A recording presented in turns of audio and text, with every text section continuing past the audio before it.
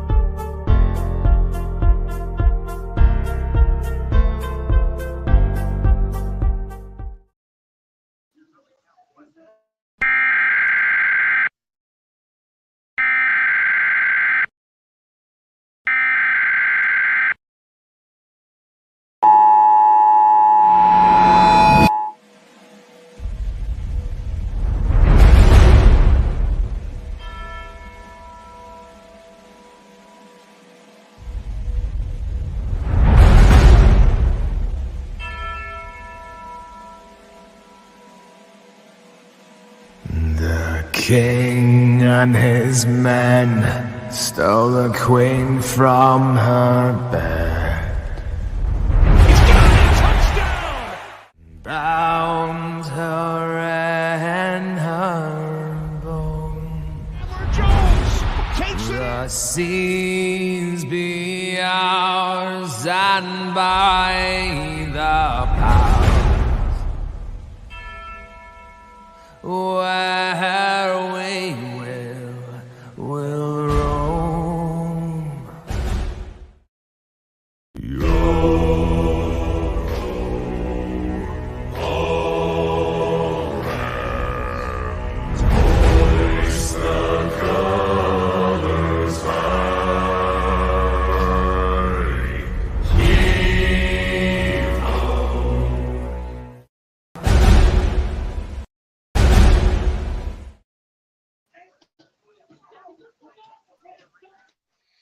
What is good, Raider Nation? Welcome back to yet another episode of Raiders Live News Talk. I'm joined by my friends Eric and Sergio. Say what's up, everybody.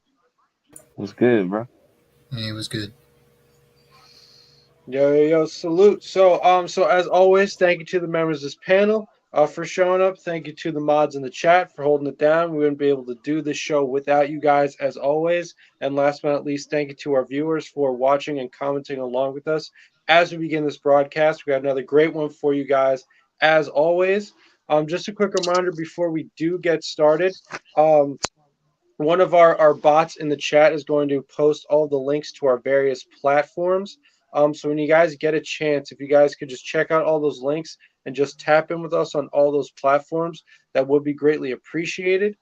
Just to give you guys a quick rundown of those platforms. So first and foremost, the first platform, the first link that the bot's going to share with you guys is a link to our Death Star Report YouTube channel, which we're currently broadcasting to. If you haven't already, subscribe to that channel, hit the notification bell, like as many videos as possible, and comment on as many videos as possible. That'd be greatly appreciated as well. It's also going to the bot is also going to share a link to the Nation Nightmare YouTube channel, which is our friend Cortez's YouTube channel. Same deal there. If you could subscribe, hit the notification bell, like as many videos as possible, and comment on as many videos as possible. That'd be greatly appreciated as well. The third link it's going to share with you is a link to our Death Star Report Twitch channel. If you guys could follow us on there, that'd be greatly appreciated as well. It's also going to share a link to our Instagram account, Death Star Report on Instagram. If you guys are on Instagram, if you guys could follow that link and follow us on there on that platform, as well as throw some likes on some of our posts and maybe share some of our posts, not only to your story, but to your friends over DMs. That'd be greatly appreciated as well. And last but not least, it's going to share a link to our Discord server, DSR Discord server. So we'd especially like for you guys to take note of that link and check it out and join our community there on Discord if you do have the app and if you are on Discord. And we really consider that, the heart of what we do here at DSR. So we'd especially like for you guys to check out that link and join us in that Discord community. It's a great community. We got a whole bunch of stuff going on in there. Not only all things Raiders, but a wide variety of topics to connect with and meet people through. So because we do have a Raiders chat in there, we talk about all things Raiders. We also have a general chat. We talk about life in general. We talk about the NFL at large. We have fantasy leagues, both NBA and NFL. We talk about other sports leagues like the MLB, NBA, and NHL. We have promotional events like free giveaways. We have free movie nights inside the Discord, which we just started back up again. That's a great way to spend a weekend night. We're all just, get in the Discord and we watch a movie together. And we also have channels in that server dedicated to a whole bunch of different Raiders content creators, as well as all the kinds of updates on various social media platforms like Twitter, Instagram, I think maybe even Facebook, if I'm not mistaken. We also have a channel dedicated to YouTube alerts about YouTube updates for a lot of Raiders YouTubers. So not only us, obviously, as Raiders YouTubers, but a wide variety of other Raider YouTubers that you can keep track of through our Discord. So like I said, if you guys get a chance as well, if you could check out our Discord and join us in that community as well, that would be greatly appreciated. And we do thank you in advance for that, because, like I said, it's a great community, and we'd love to have you all in there as well. So, last but not least, as far as these links go as well, we've also already included a link to our panel member Sergio right here, a link to his most recently written article. He's begun to write a series of articles on certain parts or certain players on the team. And if you guys don't already know, it's his label on his screen there says, he has an Instagram account called Raiders Stats, which is a really great account. If you guys, like I said, once again, are on Instagram, if you'd like to follow an account that's really good with, keeping tabs on, different like philosophies within offense and defense, as well as, all kinds of stats for different Raiders players or potential Raiders players, ones that might be traded for or signed in free agency. So things of that nature. Like I said, it's a great account. He always posts great content. I definitely personally learn a lot just from following him and seeing his posts. And like I said, he's also a writer now, writing a bunch of articles about various things, related to the team. So like I said, if you guys could check out that link as well, that is in the comments section right now as we speak. So like I said, just in general, if you guys could check out all those links and just tap in with us on all those, we do appreciate that tremendously, and we do thank you in advance for that. Like I said, just real quick, the Death Star Report YouTube channel, Nation Nightmare YouTube channel, Death Star Report on Twitch, Death Star Report on Instagram, the DSR Discord server, which we would especially like you guys to take a look at. And of course, also a link to our friend Sergio's article on the RaiderRoom.com. So, like I said, if you guys could check out all those links and tap in with us, we do appreciate that tremendously. We do thank you in advance for that. And we're also going to be, all these links are also going to be posted by the bot multiple times throughout the duration of this broadcast. You guys will have multiple opportunities to check all of that out. So, like I said, when you get a chance, if you could check out all those links and tap in with us, we would appreciate that tremendously. With that out of the way, without further ado, let's begin the broadcast with our first topic. So, obviously, at this point in the off season, we're done with OTAs. A lot of the mandatory mini camp stuff is wrapped up. We're sort of kind of in that weird period where we're kind of waiting, I guess, for training camp, as well as other things to sort of sort themselves out. Namely, the whole Josh Jacobs situation, which I guess we'll touch upon at some point in this broadcast. But just in general, because we're kind of at this point in the season where as we're gearing up, or as we're approaching what is going to be ultimately training camp, it's sort of a good time at this point in the off season to evaluate the different position groups. Assessing the depth, as we already did in our broadcast this past week. But as as the days move on, right, we're constantly thinking and trying to ponder about how the roster could be improved upon, or who we think might leapfrog somebody else as far as the depth chart is concerned, or who in general the team might want to add to their roster.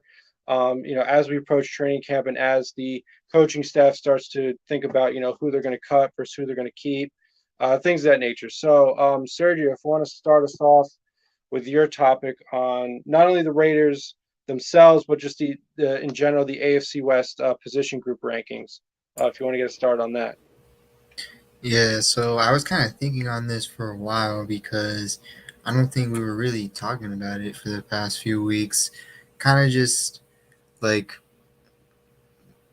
are any because I thought to myself, do we have any positions that are better than some teams, or any positions that are the worst out of the group, any positions that are the best out of the group? So I was kind of wondering if people on the panel here, and if people also if you want to comment, if we'll just start on offense and then defense, our opinions on which group do we think is we can just rank Chiefs, Broncos, Chargers, Raiders, that stuff. I mean, I guess we can just start with the most controversial one. I guess we can just start with the quarterback. I guess if I can go first, I think like Yeah. for obvious reasons, Chiefs are on the top, and then I think Chargers are second. Personally, I do think Raiders are third and Broncos are fourth, simply because Mhm. I don't think we'll ever see Russell Wilson back to what he used to be.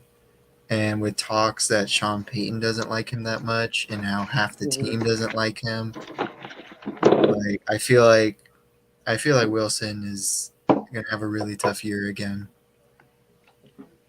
And whether our starters Jimmy or O'Connell, I would rather take them than Russell Wilson.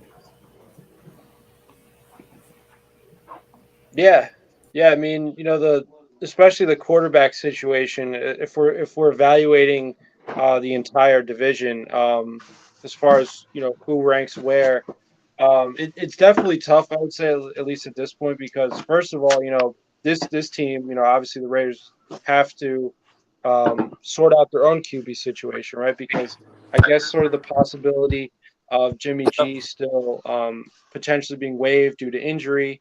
Um, I guess that possibility still remains. So if that's the case, then does Brian Hoyer step up? Does he become the number one, or is it Aiden O'Connell? Obviously, so that whole situation has to sort itself out. So right then and there's a huge question mark. Other than that, though, as you pointed out, Sergio, Russell Wilson is definitely he's one of the biggest head scratchers I think of last year. I think we'd all agree on that. But yeah, I mean, are we going to see what 8 or 9 time Pro Bowl Russell Wilson that or Super Bowl champion caliber Russell Wilson that we've seen in the past, or are we going to continue to see 2022 Russell Wilson? And if that's the case, obviously that's great news for us as Raiders fans because that would obviously mean that at least for one more year, the offensive production of the Broncos is going to be subpar at best. In which case, that just makes them that much easier to beat. So, yeah, as far as quarterbacks go, yeah, I mean, obviously, you'd probably have to give it to Mahomes first and foremost, as much as we'd all probably hate to say that. Yeah, Um, it's a pretty and easy then, I mean, decision. and then I guess you have to go with Herbert after that. So I'd probably agree with you, Sergio. I mean, like I said, if we're talking about a fully healthy Jimmy G, I guess like with the right system, um, he obviously has proven that he can win, even at a high level. So I guess due to recent success, once like I said, assuming that he's fully healthy, which obviously is a big if, and assuming that he does mesh with McDaniel's well, which in theory, on He paper, will. um, I think he will if he gets to like play I think that would happen. But yeah, so if he gets to play the he has 17 been games. removed from working with McDaniel's for some years now. So we'll have to see as far as that goes. Salute, William. Thanks for hopping on. I was gonna say if Jimmy G Yeah, gets to go play for it. 17 games, then yeah, he'll work out. I think, but even if he doesn't, I still think like Aiden O'Connell will be fine in this offense. I mean, I think that they should go with him as the second quarterback. I think he has a higher upside than Brian Hoyer provides to this offense. I think Mhm. as far as it sounds, Aiden O'Connell is the second best quarterback we have right now. As far as he's doing pretty well on everything. So we'll see who Mhm. wins. But also Jimmy G's got to come back, and there's still the possibility of him getting cut, even if he's healthy. As in, if he comes in and doesn't show up, if he doesn't show Right. up, they can still cut him for nothing. And Right. I'm not saying that's a bad idea. It just depends on what move you make following that. Because if you cut Jimmy G and we make a splash trade of for Patrick Queen or a linebacker, which is I think is what we need. Maybe we're not Mhm. talking about what we need right now, but if you go in and you get not Roquan, jeez, that no. Patrick Queen, sorry. If you were to get Right. Patrick Queen, that would make sense. It would be a big Mhm. move for a position that kind of lacks, if we're being honest. Mhm. Yeah. Yeah. I mean, obviously, yeah. As you point out, William, the obvious benefit of cutting a guy like that is commanding a decent salary. Obviously, as a veteran QB who, like I said, recently has had some success, you're going to have cap space all of a sudden. Well, and So, I think the biggest thing also would be, it's not really bad if you have to roll out with Aiden O'Connell and Brian Hoyer, because you're probably not going to see Brian Hoyer regardless. Hell, I think, if you're just going for the two QBs with the highest upside, the two QBs with the highest upside on this roster right now, you could argue, are the two cheapest, which are Aiden O'Connell, as far as I believe, he's the, and Chase Garbers, which isn't bad. I don't hate on them. I don't, but I think they're just quarterbacks with high upside that, are showing up and playing in camp, and they're getting to play in the system. Right. But, it sounds like Aiden O'Connell's doing pretty well at these receivers right now. So,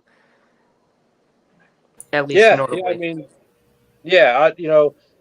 From what we've been hearing, Aiden O'Connell has been impressing, which obviously is good news because, you would think, at least at this point, that, obviously because this was the quarterback selection that this regime made in this past draft, that this could very well be who they feel will be the quarterback of the future, the long-term solution at that position for this team. So he was one of the more accurate quarterbacks in college, as far as I believe. He has a good arm. I don't really hate on him. I don't really think he's a bad quarterback option, but also with the fact of the O-line is easily one of the best in football, and I think that's going to also help him. If we can transition, we can transition to either receivers or the offensive line when ranking in the AFC West. So stats. Hey, by the way, salute everyone. Salute Dart, D Menace, Nothing But Raiders podcast, OJ Raider. Salute. I'm actually of the opinion that when it comes to the quarterback position, I think we're probably last in the AFC West. I don't think that Russell Wilson will have as bad of a year as he did last year.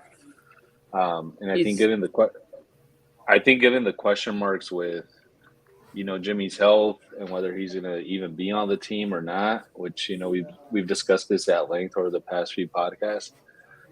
I think we have actually the most question marks out of any AFC West team as to who our starting quarterback is. And if you look at the other guys, at the other teams in our division, they at least have that stability and they know who their starting quarterback is. We'll see in theory, it should be Jimmy G, right? But I think there's still some question marks around as to whether or not it's Jimmy G. So I think I would rank us actually last in the AFC West. It comes down to whether Jimmy G shows up or not. It's not about his health. It doesn't come down to his health, regardless of what we think. It doesn't come down to health.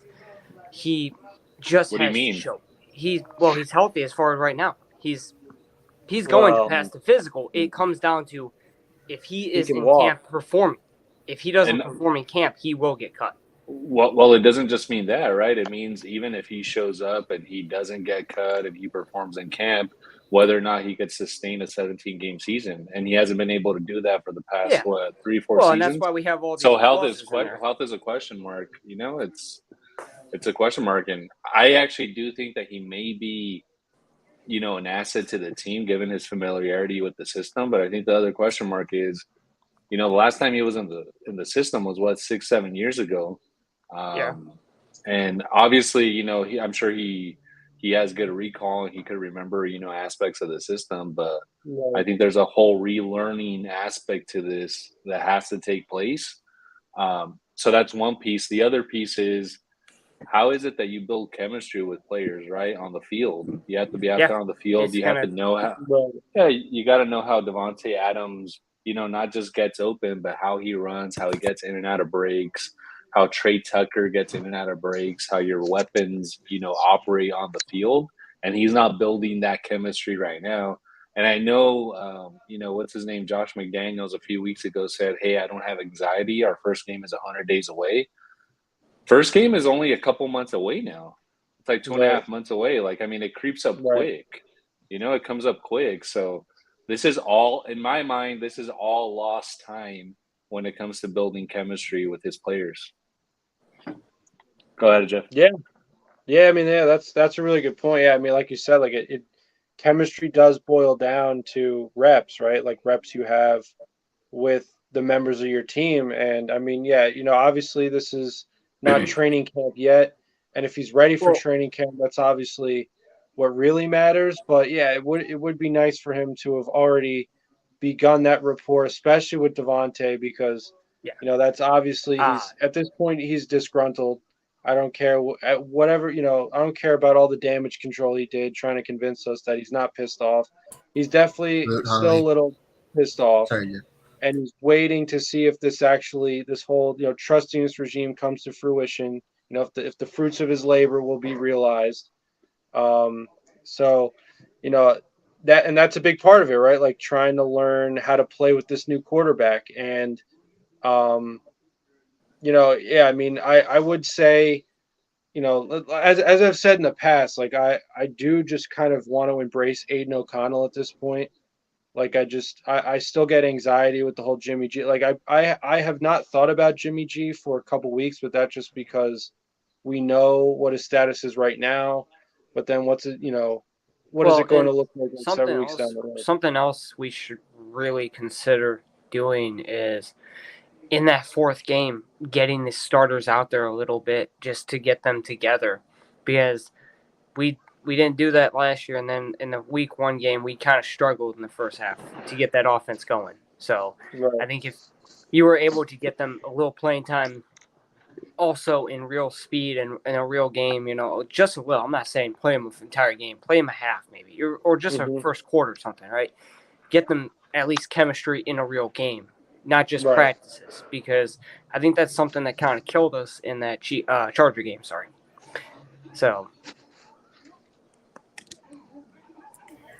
You're saying like because it was week 1, like it was yeah, but like the lack of if chemistry. those guys were 2 weeks ago or were able to go play a little together in real game speed, we Mhm. may have had more of a connection with with more than just Devontae, because Devontae was the one receiver in that game that was a highlight, And if we were Right. able to get more of a run game going, I think that would have helped.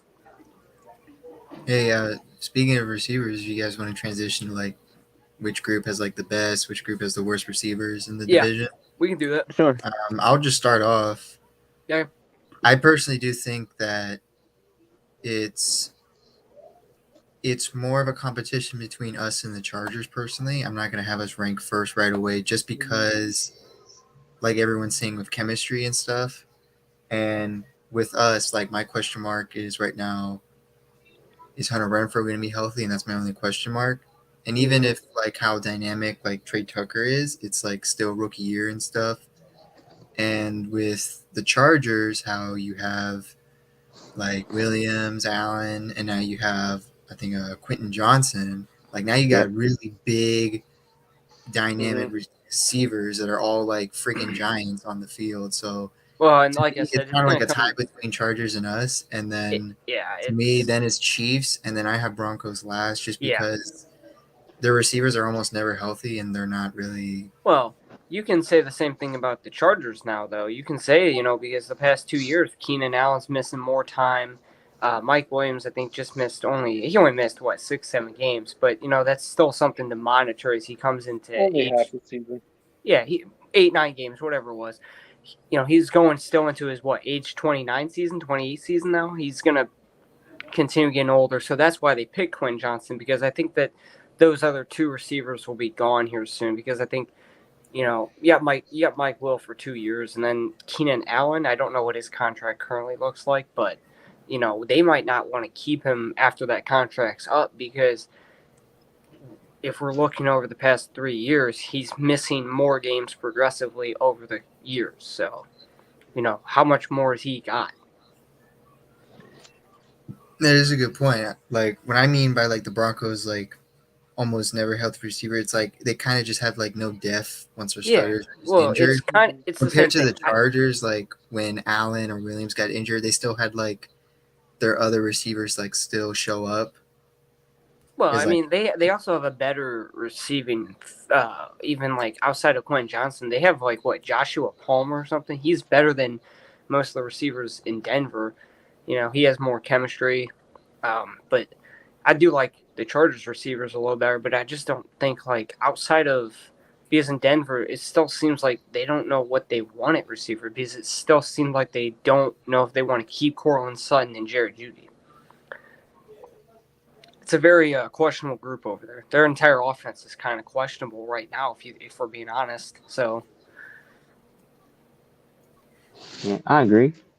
I agree with you. I agree with you, bro. I just think, Because like, if you're looking at the receiving groups, you know, I get it. You know, maybe KC's got the less names, but their receivers still show up more because they have more chemistry and they're in a better scheme. I like their receivers because they perform. And Denver's, even when they're healthy, it's like by the end of the year, who are they going to have at receiver? Kendall Hinton again? If they have him again. Yeah, I even though mean, they have no names, I personally just would rather take Chiefs over Broncos just because well, I think because they Kadarius perform. Toney They and show Sky up. Moore alone with their speed. Yes. Well, because We're they talking show about- up. They show up in the big moments. The Broncos, they disappear in the big moments. I mean, I guess. I mean, I don't. I think the Chiefs Talking about receivers. Kadarius I think the Toney Chiefs. now. The Chiefs are a better receiving group, but you know they also perform better in that scheme over there. But it's also Yeah, Andy Reid. It's also Andy Reid. So right. Yeah, I mean I don't know So actually, I'm sure this inspired your topic at least somewhat, Sergio. But I believe it was PFF who ranked the Raiders receiving core as the only receiving core in the AFC West in the top 10. yeah, Never mind, yeah, I think Yeah, they were that ranked was eighth. actually very interesting to me. I was surprised because usually we're hated on with those. So those rankings, usually I don't really pay too much attention. But like when they had us eighth, I went and looked at it. I was like, okay, eighth, I'll take it. I was also heavily expecting the Chargers to be on the list, like because it's just the Chargers, so I was just expecting it. Oh, they're always, dude. It's crazy with them because I actually was expecting them to be like in the top 10. I was expecting them to be high because, last year I think they were also ranked pretty high in the receiving core. They were ranked like top 10 in every position. I swear to God. And well, because I think people are finally understanding they're a team that you're gonna hype up, and they're not gonna do anything in the year. I mean, at the end of the day, we gotta see we'll see how their weapons continue to progress, but who's really gonna be there at the end of the year for these other teams? Yonder. The Broncos, who are they gonna have at receiver by the end of the year? Who are the Chargers gonna have? Quentin Johnson, I don't think he has too much of an injury history, so it's not like we're worried about him. But if you're the Chargers, you're probably worried about who's gonna be there by the end of the year outside of Quentin Johnson. Yeah, I guess we can. I do personally have us. Excuse me. I do have us at number 1 in our weapon group for wide receiver in this division, but Yeah. Does anyone else? They just got to show up. I was Ghost Eric. Yeah, probably have. It's a tough question because I think individually we probably do have like the best receiving core in the AFC West. But when it comes to playing as a unit, I think the Kansas City Chiefs are number 1. So I think if you're looking at my answer is, I guess, twofold. If you're looking at it through individual lens, through single individual players, which ones are better, I think the Raiders take the first place here. But if you're looking at it collectively, I think it's the Chiefs. And, one other aspect that leads me to that conclusion is, in my mind, Travis Kelce isn't really a tight end. I think he's a wide receiver. I think they list him as a tight end, and he sometimes gets in line to block. But for all intents and purposes, the guy is an oversized receiver. And as you all know, he's, arguably he makes the best 1-2 punch in the entire NFL with Mahomes. So I would give the cake to the Chiefs just based on their collective play. But I think individually we are better. I respect that. I guess we can transition into the tight ends if we like. Interesting. Okay, so who's first? The Chiefs. I know the Chiefs is first. Yeah. So now I don't know where to rank the Chiefs because I'm like, dang, Kelce, but then he's also see, it's weird though because I think it's another tight end because that's what he's ranked at. Even in Madden, he's hit a tight end. So if we're going based on that, yes. Now 2, 3, and 4, that's where it gets a little bit of a head scratcher right there because, I mean, Michael Mayer hasn't took a snap yet. OJ Howard hasn't played yet for us. Austin Hooper hasn't played for us. So I mean, I don't even know who we would have as our guy. I mean, in my eyes, Aiden O'Connell is tight end one, but I wouldn't rank him so fast yet because he hasn't taken a snap yet in the league. So Wait, who would wait, be? Aiden O'Connell, Eric?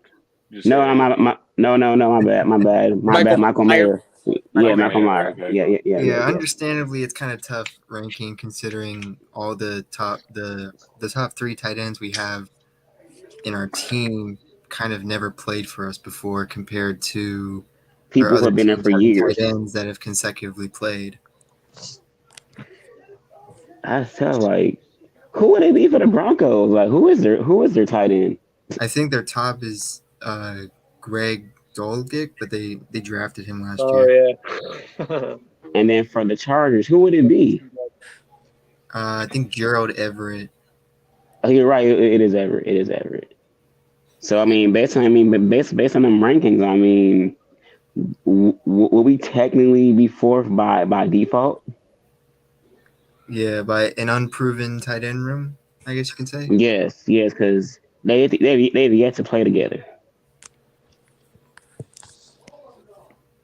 All right, I understand that standpoint. Hopefully the tight end room collectively as a whole, like as some would say, as advertised, is the best or second best. But yeah, it is technically an unproven room since all the players in the tight end room have never played for the Raiders before. Yeah. I mean, and obviously, I would also, as far as the division goes, I'd probably rank us first. Though, if we're talking about the overall tight end room, because I mean, outside of Kelsey, for example, with the Chiefs, like they don't really have much at all. I mean, obviously, Andy Reid, as we've already said, can find a lot of ways to involve random guys in certain ways in this offense. But overall, the talent, I'm not seeing a lot of it across the board, in the division. I mean, even with the loss of Darren Waller, obviously drafting Michael Mayer, you have, a guy in Austin Hooper who's, put together some good seasons, at least, probably, has the potential to have a good season here. Potentially, although even though I've heard, rumors of him getting cut, OJ Howard might be able to do something if he remains on the team. So I would just say overall, like, our tight end room shows the most promise as well. I will say that when it comes to promise, sorry to cut you off, Jeff. No, go for it. I think when it comes to promise also is the type of tight ends we're using, since the point of a tight end is to be an extra blocker. I do think that personally, like, it's kind of like a prediction, but I do believe like our tight end room will be the best at blocking in our division, considering that's basically the tight ends McDaniels wants. Right, exactly right. We'll have the best blocking tight end set in our division, but I don't think they're going to be like. I think their numbers are going to look worse because they're not really going to be receiving weapons in this offense as much, but they'll still get their receptions, but it's just not going to be like where, like, I don't know, who's Denver's starting tight end. Like, he'll get better numbers probably just because he'll get more targets. Is it Greg Dulcich or some shit? I mean, yeah, Greg Dulcich. Yeah. He might get. I can't pronounce his last name right for some reason. Yeah, I don't know. But what I'm trying to say is he'll probably get bigger numbers, but it doesn't necessarily mean he's the better player. I wouldn't say just because he's getting more targets than these guys will. Yeah. But it's also because we kind of have a real 1-2 punch at the receiver with Jacoby Myers and Devontae. We don't just have, Devontae and then, Mac Hollins or Keelan Cole. Do the Chargers still have Jared Cook? No, he's a free agent. Is he retired at this point? Where the fuck is he actually? That's a good question. He's a free agent apparently. So, who was the last team he played for? Was it the Chargers? Right? Yeah. Was it the Chargers? I was gonna say, I think it was. I don't remember it being anywhere else. They replaced him. Well, 2021. Okay, yeah. So they replaced him that year or that upcoming offseason with Gerald Everett then. Oh no, that's right. Salute Okay, right. Jesse. Yeah, I knew they had a decent tight end. Yeah. So So salute yeah. Jesse D Menace, salute. Oh yeah. Salute to everyone who's coming in now. Yeah. So I mean, yeah. Once again, I mean, Gerald Everett's definitely solid, but overall, I can't really think of any off the top of my head like tight ends that are even good at blocking for the Chargers. I mean, I don't really. I don't know who's on their roster for tight end, to be honest. Yeah, I mean, I was thinking about Do looking they it still up have just now. Parham? I think they had like Parham, I think, or something like Oh that. yeah, Oh, Donald Parham, Parham. Dylan, something like that. Yeah, he's pretty good. He's No, solid. we have Dylan Parham. Yeah, it's Yeah, Donald Parham, I think. Yeah, Donald Donald. Parham. Yeah, because Um, every time, like I remember on the panel, every time someone brought him up, we keep thinking of Dylan Parham. yeah, that's gonna get confusing. But yeah, even with a guy like that, like I think it's pretty safe to say that like our tight end room in the division is overall the best.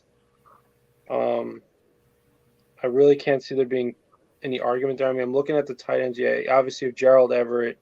Yeah, like you guys said, Donald Parham. And this is for the Chargers I'm talking about. Yeah, Trey McKitty, Stone Smart. Yeah, they got some very random individuals beyond the two we just mentioned. So, I mean, unless these guys are completely flying under the radar, um, I would, I like I said, I don't think there's any argument as far as the Raiders' tight end core being the best overall of um, in the division. So that obviously, and as Sergio pointed out, the kind of tight end is going to be really critical, I think, to their offense because they're going to do a lot, right? Like obviously, they drafted Michael Mayer not just because he's very effective as a receiver, at least he's been that in college. It's also because he's been able to do a lot, as a pass blocker as well. Like the scouting report on him was that he does everything as a tight end well. Like the guy was born to play tight end, kind of a thing. So that will obviously be a big part of the offense. I think we're going to see a lot of them being used a lot, probably a lot of double Y, two tight end formations. Obviously, um, that's which obviously is going to help out the run game. Maybe I guess a little bit of RPOs. I don't know. We'll see. I guess probably not with McDaniels, but obviously you can do a lot, right? If the blocking up front is there and you have tight ends who are able to, do their job as the Patriot way is fond of saying. So, I honestly, I think that is, it's a plus, right? That we have a lot of guys who not only can go, catch balls, obviously, and run routes well and be big targets for all these quarterbacks who, quite frankly, work well with tight ends and work well with high percentage passing, that kind of an offense.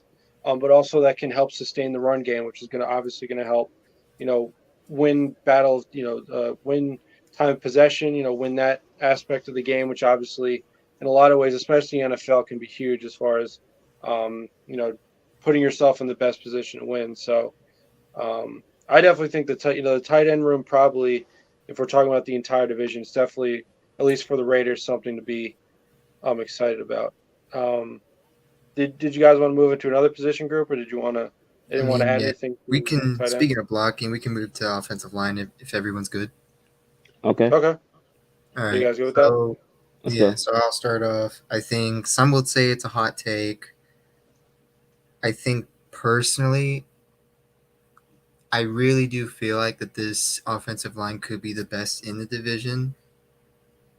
It Mm-hmm. really depends, but I it it's probably just going to be second, and the Chiefs are just somehow always going to have the best offensive line, no matter Right. what. Yeah.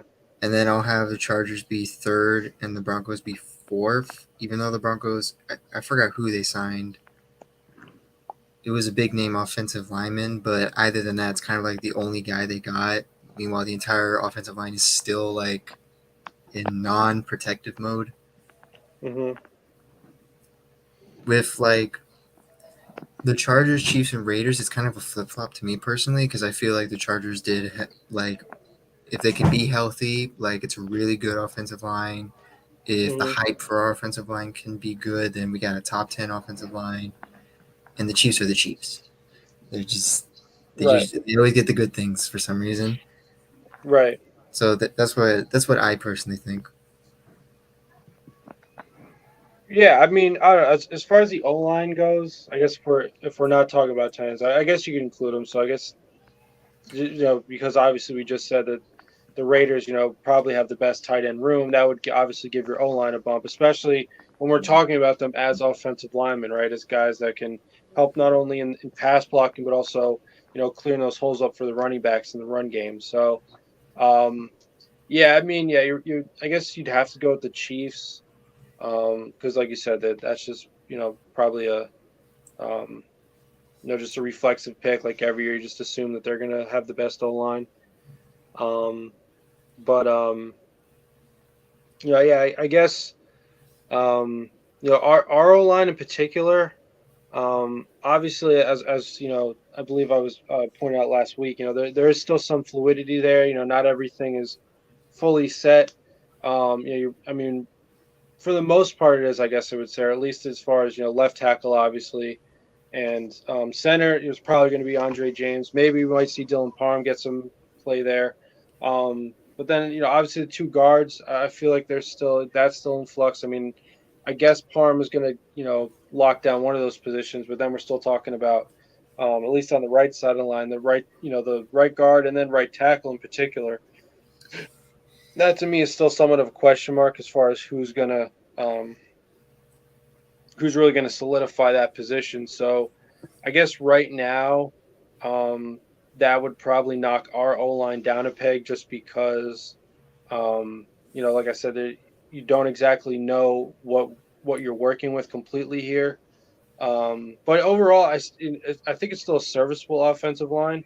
As we've also pointed out, the need for the offensive line for this team, in order for this team, the way Josh McDaniels and Dave Ziegler have set it up, in order for it to work, especially on offense, you're going to need really good protection. So the O-line is going to have to be really good, especially in the pass blocking, because you look down the depth chart at quarterback, I mean, none of these guys are mobile, right? Like none of them are known for being, flushed out of the pocket and making spectacular plays. And McDaniels doesn't really want that, right? Like he has this track record of pocket passers, right? So, if that's the case, I mean, I guess you could potentially make up for any kind of bad O-line play with like quick releases from the quarterback, making high percentage throws, to a lot of these slot receivers that obviously the Raiders have begun to collect, throughout this offseason. So obviously they're going to have, shorter, more quickly developing routes. So that could make up for bad O-line play. But yeah, in general, I mean, obviously like with the Chargers by comparison, they obviously had some injury issues on the O-line. I think when we played them the second time last year, they were missing like 3 starting offensive linemen. So I guess health for them, I guess it'd be fair to say that health, up front for them might be an issue. So I guess I'd rank us second or third in the division for O-line. Yeah, because I mean, as far as the Broncos go, I personally don't think they have a bad O-line, just because they were able to sustain Javonte Williams having a pretty darn good season. Was it 2 years ago, and then this year, obviously, he was having an okay season at least, and then obviously. Against the Raiders in that first matchup last year, ended his season, unfortunately. But at least even under Vic Fangio a couple years ago, they were able to sustain a pretty good run game, and I don't think there's been a lot of overhaul since then. So this one, yeah, I guess it's kind of like the Chiefs up at the top, and then everyone else jockeying for a position somewhere underneath them. So. We'll have to see as far as that goes. Ghost, Eric, you got any thoughts on this? Do you guys want to? Do you guys want to add any, or do you have a take or anything you wanted to add on the topic of the O-line room for this team as far as the division as a whole compared to the AFC West? Right. Yeah, I think we're probably probably 2 or 3. I think for me, our question marks on the O-line are obviously right tackle and who's going to play like left or right guard. Mhm. But I mean, I was encouraged last year with how the O line improved, and I think Carmen Brasilia now has a sense of who his starting five might be, or at least his starting Mhm. four. Maybe he's looking for that fifth guy during training Right. camp. So I think we're in much better shape in comparison to last year, where it seemed like Right. the coaching staff was just plugging and playing, trying to figure out the best combination. But yeah, I would put the Chiefs at number one. We're probably two, Chargers three, and probably Denver last in the division when it comes to the offensive line.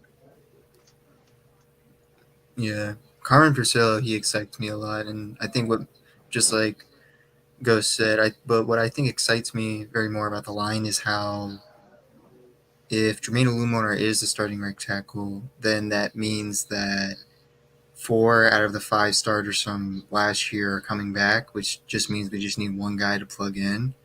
And even if he's just average, just an average lineman, that kind of just gives me a bunch of confidence a lot on the line. Considering we know how Andre James, Colton Miller, Dylan Parham can be. We know that if Jermaine can just fix the penalties, we know how he can be.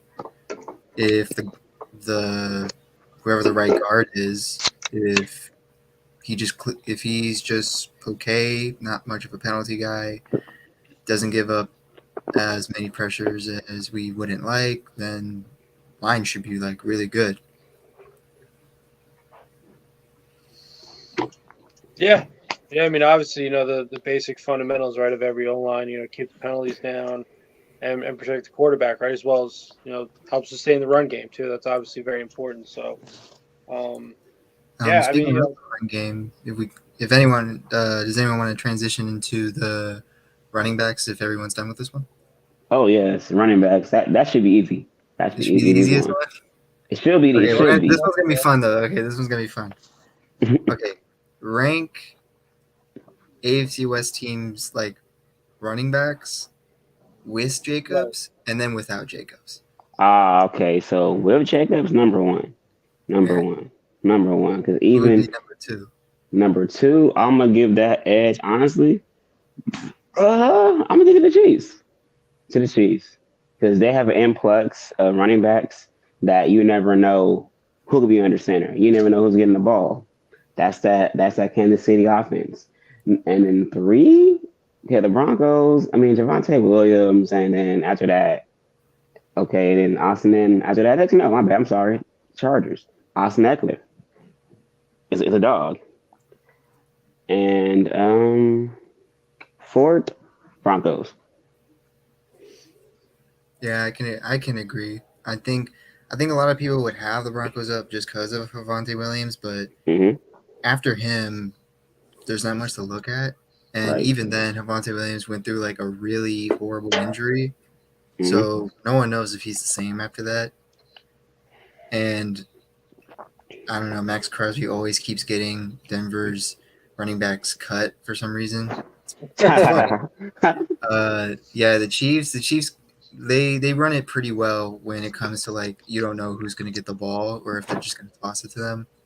Yep. Chargers, even though they kind of just have Austin Eckler, he's probably arguably the best like multi-tech like running back because you don't know if they're just going to give him the ball or just throw it to him. Now, how about we rank without Jacobs? Right. Yeah. That's obviously the biggest question mark. Okay. Without Jacobs. Okay, so we're taking Jacobs off. Okay, so by default, RB2 will be Zamir White, technically, right? Right. And then there'll Yeah. And be Amir Abdullah and then Britton Brown or then it's Sincere. his tier McCormick. Mm. So even with that, even if you take Josh off, that's actually still not a bad running back room. It's still not bad because you got a piece. You got different styles. You got Zamir. He's a straight just cannon, just run you down.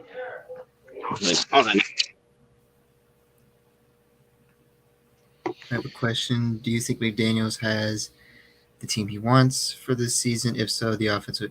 I do think McDaniels most definitely has the team that he kind of wants. Last year, like we can all admit, was very dysfunctional with all the injuries and everyone kind of struggling Yeah. to fit in.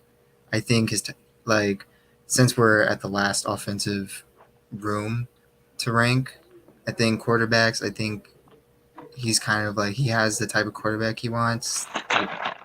Running backs are running backs. Offensive line, most definitely. Tight ends, he's got the tight ends that he's used to playing with.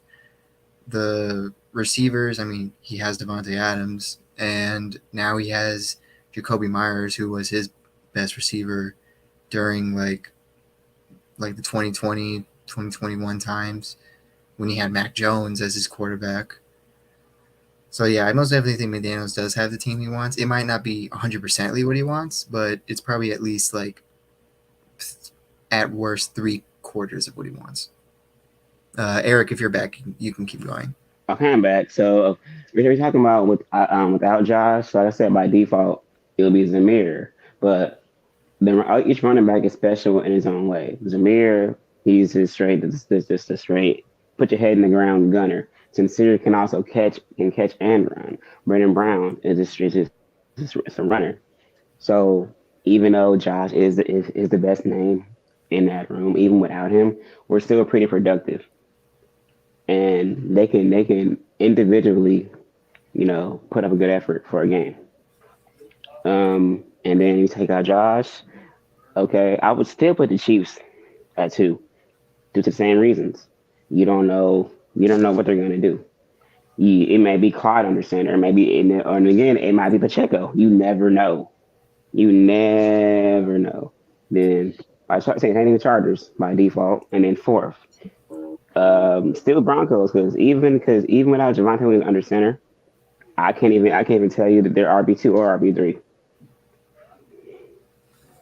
There you go. Yeah, I can agree with this to an extent because I do like it. Because if you do take Jacobs out of the picture, when you think about it, our next 4 running backs have specialties in their own way. Which, if we this time do commit to the running back by committee room that McDaniels really wants to commit to, it kind of helps out that we have Salute Raider Ben, that we have each running back that specializes in their own game. We have one running back that can bulldoze through a line, one running back that's good on the outside, one that's catching, and one that's kind of like a gunner, just like you don't know if he's going to catch or run. Which, to an extent, I can agree with that. To a certain point, we might still be 1, or maybe we bump down to 2 if Josh Jacobs isn't our running back 1, especially since the running backs that we have are kind of like they're transitioned from rookie to second year, so now they kind of know like the game, like how the run game, how's everything going, how does everything work. And with Jacobs' absence this summer, they're probably going to take advantage of his absence very heavily, try to get as many reps as they can and as much knowledge as they can. So like they don't make as many mistakes as they hope that they don't. Ghost, do you have anything to say about it? Yeah, guys, I think that's the big question mark, right? Salute Raider Ben, by the way, great content always. Whether or not JJ will be on the team. If he's not, I still think we'll probably be number 2 in the AFC West when it comes to ranking running back groups. Probably Chiefs number 1, us number 2, and then probably, the Chargers at 3, and then Denver at 4. But that's generally what I'm thinking in the event that JJ can't go or he doesn't sign his tender. And if he does, we're the best. We have hands down the best running back group in the AFC West. We have the best depth to for sure. Which was kind of Eric's point of we got versatility in the running back room and stuff like that. If everyone's good with this, with the running backs, we can transition to defense if we want. Okay. Let's go now for defense. Are you talking about the D line or the entire defense as a whole? Yeah, we're just transitioning from offense to defense. Yeah. So Okay. Because we did all of the offensive groups. Okay, gotcha. We'll start with the entire. We'll go with the entire defensive line. Uh, if it's like the hope is that we have like maybe like at worst the second best defensive line in the division. I think right now, until proven otherwise, I'll be humble a little bit. I'll put us at third. Since we do have a lot of like rookies coming in, a lot of second years coming in. My hope is that we're second, or maybe we can combat to the first.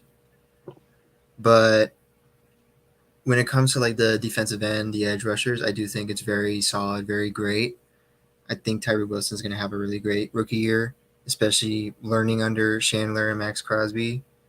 And then now you have Adam Plant showing up, and everyone's really excited with him.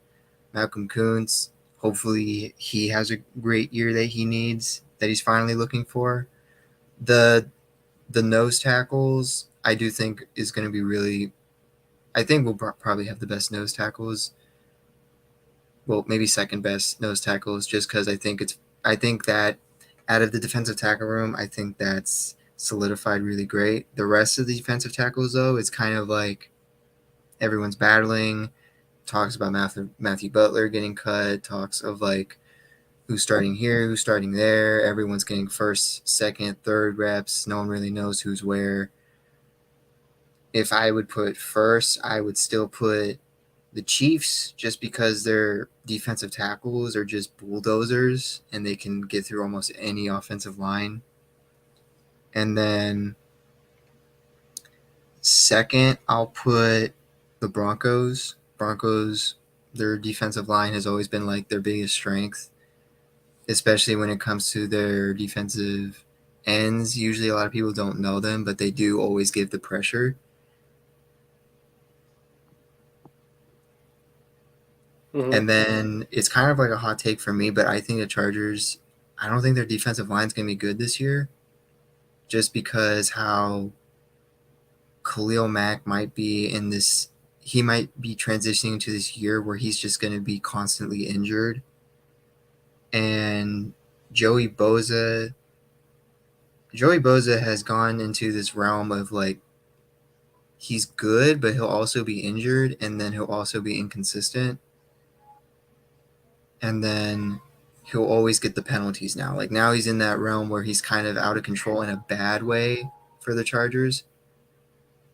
And their defensive tackle room is kind of, it's okay. Mm-hmm. But I wouldn't say it kind of, if I was a quarterback of the Raiders, it doesn't scare me as much as the Chiefs or the Broncos. If anyone else wants to come in and have an opinion on it. I would probably agree with you. I'd say like at least on paper, like we have the best, at least as far as talent goes, and what everyone's expecting. The Raiders probably have the best overall defensive line, and obviously there really seemed to be an emphasis that this regime had when it came to this draft. Not only taking Tyree Wilson, but also guys like Byron Young, Nesta, Jade Silvera. So obviously there's some depth there, which is really good. If I'm going to nitpick, I still think there's improvement that can be, we can make some improvement at the D tackle position. And that's sort of, inspired my bringing up, possibly trading for Leonard Williams with the Giants. I think for a couple of reasons that would work. Obviously it might not be the best money-wise, although you might be able to restructure. But I'm just saying, like, if I were to nitpick, that would probably be my one criticism of the Raiders' defensive line. But, yeah, I mean, you just look across the board, the rest of the division. The Chiefs, I guess I would say the Chiefs would be second just because, Chris Jones, obviously, it's Chris Jones. He's a beast. But outside of that, obviously George Karlaftis, he showed some promise, last year. So they, obviously I think they have some guys who can make some plays.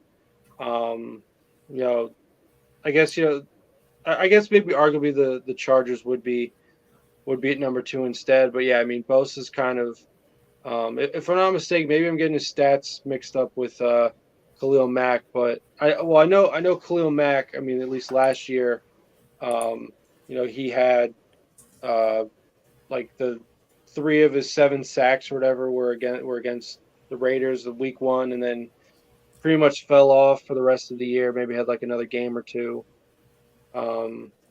So yeah, and then Bosa, I guess was kind of the same way. Let me double check his stats, but yeah, I mean, obviously Joey Bosa is still good, but yeah, Yeah, I do you're think right. Like, sorry to cut you off, but yeah. So Khalil Mack basically he had like a Chandler Jones year, like 2021 Chandler Jones, where like the first game was like his best game, and then he was just kind of non-existent. Right. And then Joey Bosa, even though he was like he only played 5 games because he just kept getting injured, Right. he only had like 2 sacks in 5 games.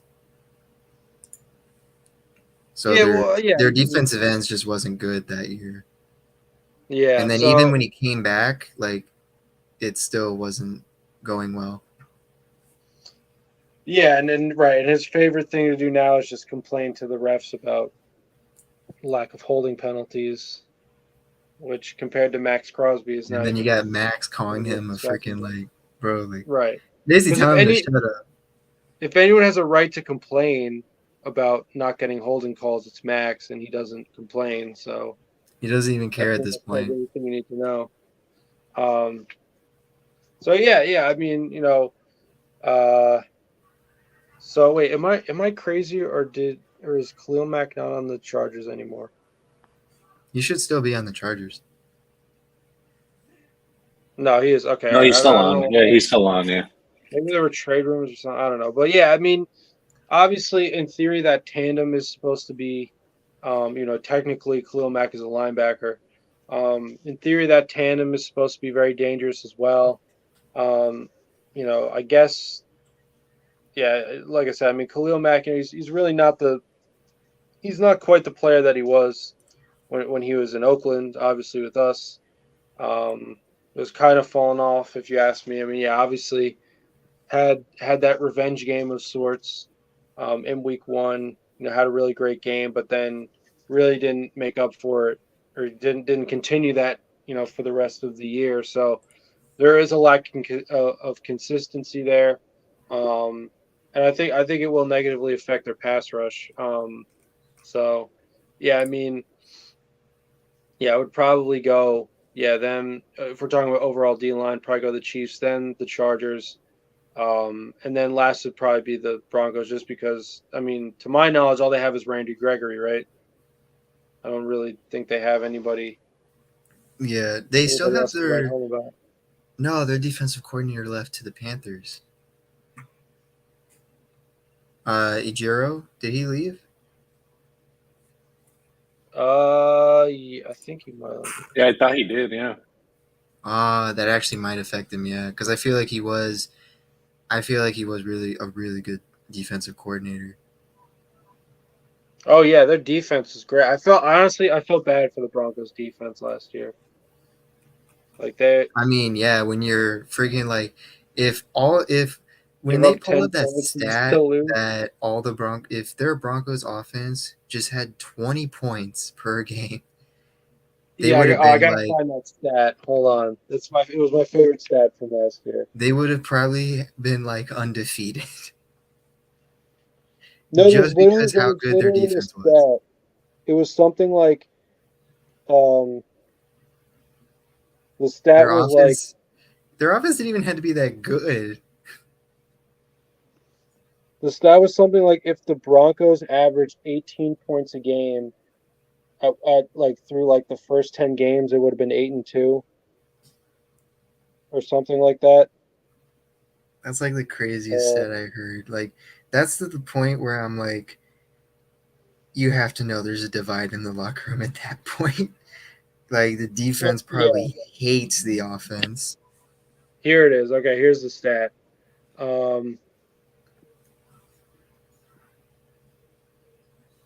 Okay, yeah. So this was November 13th. This was like, I guess, week 9 or 10 or whatever.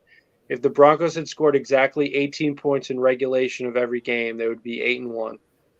So yeah, that would definitely, and like obviously the defense knew that. So yeah, But yeah, I mean, overall, right? I mean, and that's I guess as well as we're going to get to in a second. You know, the overall, they're obviously going to show up in other categories. That defense is really good. It's just, um, yeah. I mean, as far as their pass rush goes, I mean, I guess you have Alex Singleton, right? Who does he blitz it a lot or at all? I don't Guess think he does. Here, I'll check. Okay. Because yeah, I mean, if we're just talking about D line, I think I would still put the Broncos Oh yeah, last. Oh yeah, when he was with Denver, he blitzed like a lot. Yeah, okay, because he's like an inside linebacker, right? When is the last? When is the last time the Denvers beat the Chiefs? I think it's been like almost a decade at this point. I think the last time was the Peyton Manning era. I think it was So the Super Bowl yeah, year. they Yeah, literally Yeah. flopped. They like so when Peyton Manning was there, like they beat the Chiefs every game, like every time, and now since then it's been a complete reversal. Salute it's Ozzy Because for crazy. the show I last night, remember. Ozzy. I forgot who did this, but one of the networks, like I, I think it was a Denver network though, where they just posted like, what is like what is like the worst win percentage for the Broncos, and then we're like second behind the Chiefs because we lost 2 games. Except a fun fact for anyone who doesn't know, those 2 losses were like 1 point each. So if we just won by like 1 point, then we would have been in the same uh, predicament as the Chiefs, where we're just undefeated against the Broncos for like several years. hmm yeah, I mean it's nice to keep that streak going against your division rival, but yeah, I mean, obviously the Broncos were in last place for a reason last year, so they obviously are going to need to clean some stuff up. What's interesting Um, though, Jeff? What's yeah, interesting is, and I don't mean to cut you off, is no, go for it. the Broncos typically play the Chiefs really tough. Like they usually play them like they lose, but they usually play them like actually like pretty tough. Like every year, like they're pretty close games. Like surprisingly, they're pretty tight. And Denver usually plays Kansas City really tight, even in Kansas Salute, City. Ozzy. They end up losing at the end of the day, but they usually play them pretty tight. Yeah, well, yeah, I mean, obviously it's divisional football, so a lot of these players, they hate each other. There's obviously a built-up rivalry amongst a lot of the players, so um, that's to be expected, right? That happens all the time, but yeah, I mean, but at the same time, football's a game of inches, so um, a lot of that, a lot of even those close losses that they sustain is due to like all kinds of deficiencies, right? I mean, obviously last year you had a disaster of a head coach in Nathaniel Hackett. Well, I honestly I felt bad for him just because he was used as a pawn to get Devontae and or Aaron Rodgers to go over there, and when that didn't work, they were just kind of stuck with him. So obviously with the hiring of Sean Payton this year, I hate to say it, but I have to think the Broncos are going to at least overall be a better football team, right? Because this is a guy who understands how to sustain a successful football team, at least over 500 in the playoff mix, that kind of a thing. The Um, question is though, is he just gonna let the GM do his job, or is he gonna ruin the Broncos cap space? yeah, well, that's a good point too. Yeah, I mean, he could plunge them into a situation similar to the Which, one he had dude, the Sean Saints Payton, in. if you're listening, do it. Yeah, right, exactly. They're already in Well, draft purgatory. Put him in cap purgatory. yeah, because I mean, yeah, it's one of those things where like with cap hell, it's obviously not good.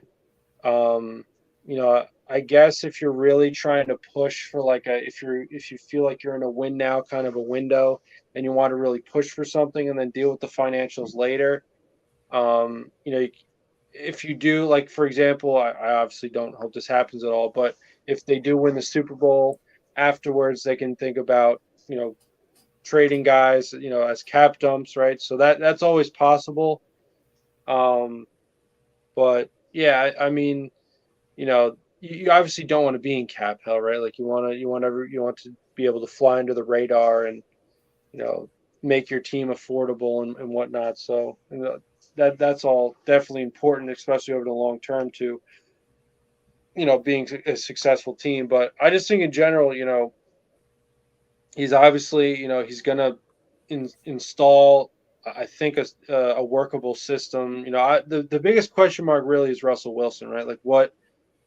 Like I said in the beginning of our broadcast, what Russell Wilson are we going to get? That's really, I think, what everyone is wondering. And I mean, the Walmart does obviously have infinite pockets, so I don't know if they'd even mind moving on from Russell Wilson sooner rather than later, even though obviously they've paid him all this money already. But if the because I mean, Sean Payton he has proven at least when go back to 2021 with the sort of juggling the quarterbacks of Jameis Winston, Ian Book, and Taysom Hill, he was still able to get the team to 9-8. So that to me is what's scary about the Sean Payton move.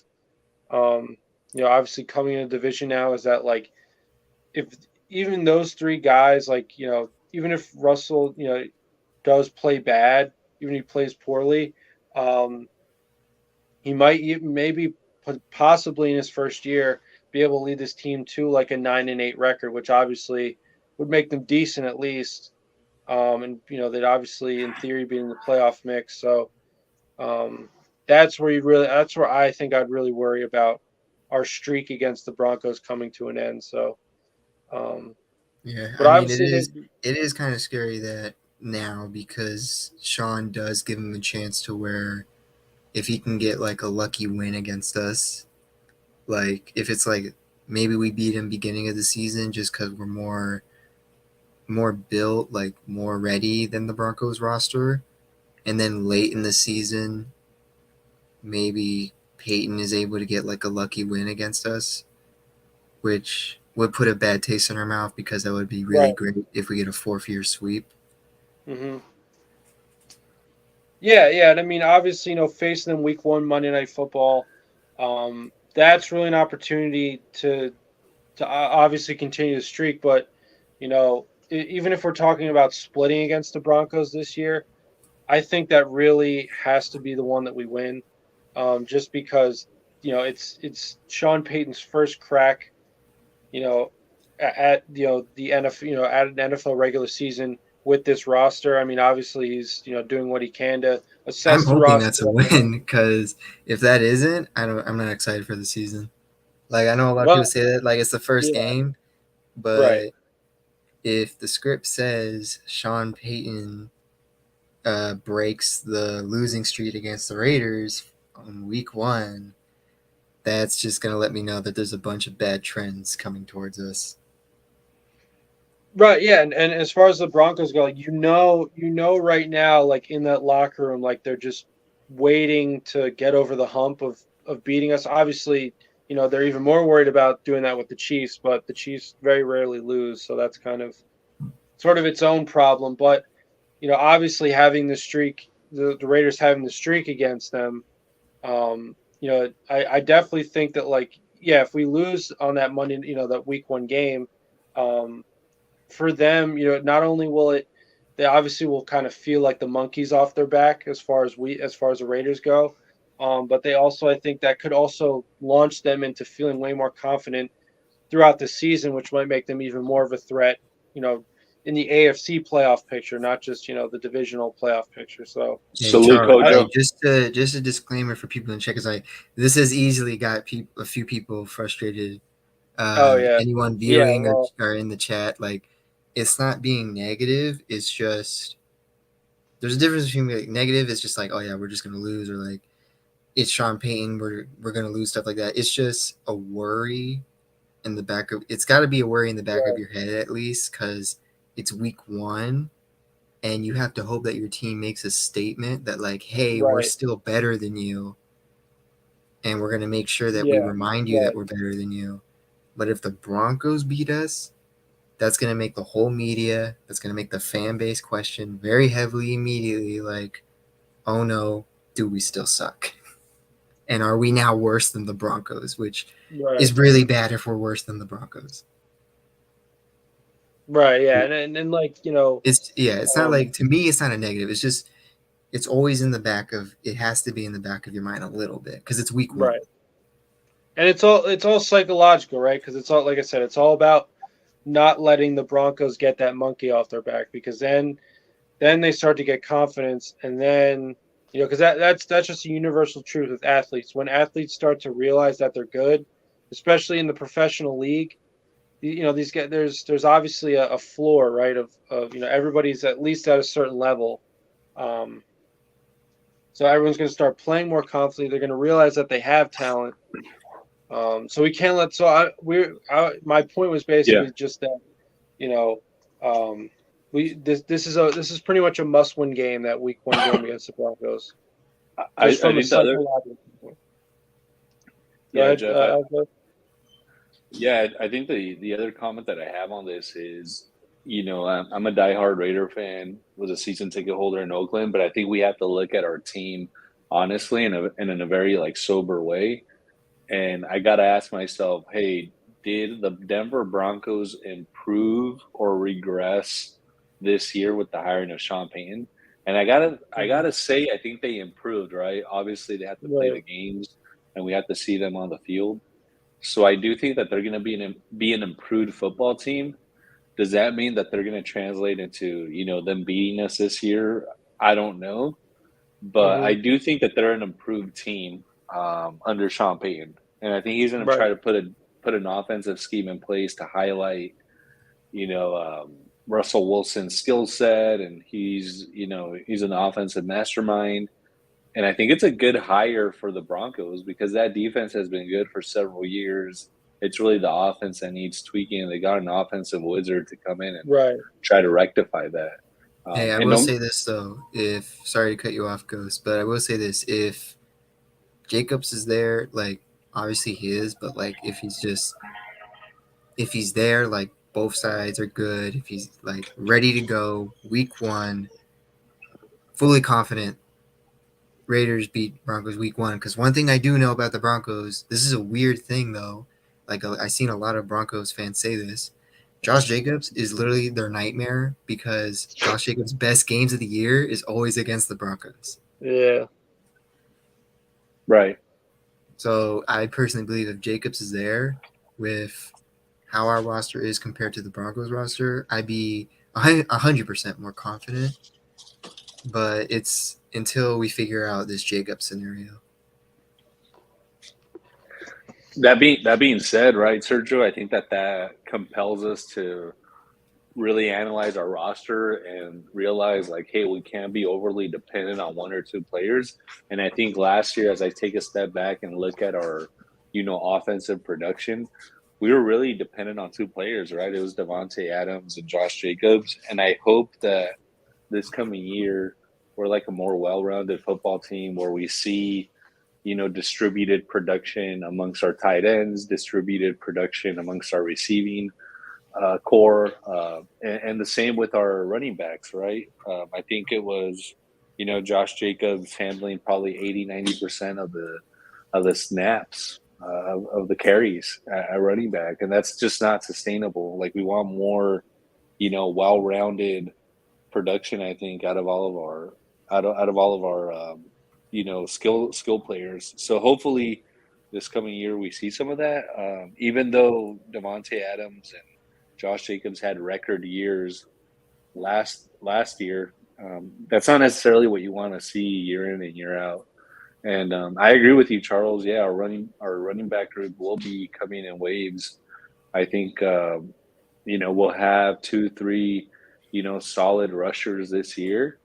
And I think that bodes well for our offense. Same with, by the way, on defense, right? We were overly dependent last year on Max Crosby because Chandler, he didn't have a good year. Although towards the end of the year, I thought he started playing a little bit better. You want to send your defensive line in waves so that your best rushers are fresh towards the end of games. And I think that's actually why we lost a lot of games last year. Our defensive line, our defense as a whole would gas out and we lost a lot of those games where we had, you know, double-digit leads. So hopefully this year we're able to send our defensive line in waves. I'm hoping that Chandler, you know, is a better player this year. He's definitely trimmed down, so hopefully he's faster and he's able to finish at the quarterback. But we just need, in other words, we need, you know, distributed production amongst all of our players. Yeah, I mean, you know, football's a team sport, so. And hey, I'm just Obviously, saying that week balance, one, yeah. like I mean, I already said like this roster, this team, they should beat the Broncos. They should. Week one, no doubt they should. It's just Is it a in worry in the Denver? back of your minds. Like people can be like fully confident that like it's a win, but even then, like a joke that we like to say on here, like the NFL script, like is does the script say that Sean Payton breaks the streak and stuff like that? So it's just in the back. It's just it has to be in the back of your mind sometimes. Yeah. Moving on from the subject. Similar, same subject but different subject at the same time. We'll go from the defensive line to the linebackers. I think who we were just talking about, the Broncos, I think they do have the best linebacker room. Mm-hmm. Especially like considering that they have Randy Gregory, who we just talked about, Alex Singleton. They just drafted Drew Sanders, who everyone was very high on, who's going to be very deadly in the pass rush. And then second, I'll have it be the Chiefs with. They still have, I'm pretty sure, yeah, they still have, I don't know why he came on top of my head, Nick Bolton, and then they got Willie Gray. They just got Drew Tranquil, so they should still be good. And then I'll have it be the Chargers at third. I mean, they got Eric Kendricks. They just got Dane Henley from the draft. They also got Tuli. I can't say his last name. I'm going to try Tui Polotu from the draft. They got a bunch of really good young guys in the linebacker room. With us, it's like to be proven otherwise. I'm very high on Devon Diablo. Robert Spillane, he'll kind of just be like another Denzel Perryman, like really good tackler, really good run game specialist. And then after that, though, it's kind of like you're hoping that the development works out. So that's kind of why, humbly, I put us at the bottom of the division when it comes to linebacker room. And that's where I kind of rank them. Yeah, I probably what? Oh, sorry. I was just gonna say, like, if you guys want to share your thoughts on this. Yeah, I mean, I'd probably agree with you for the most part. Yeah, I mean the Broncos, I guess, top to bottom. I mean, they also added Frank Clark recently, so obviously that's even more reason to probably rank them in terms of this position group at the top of the division. You know, I mean, I guess the Chiefs. Yeah, I guess Nick Bolton, obviously solid piece. He's because obviously it's all relative. He's proven more than what, like, for example, our linebacking core has as of this point. So,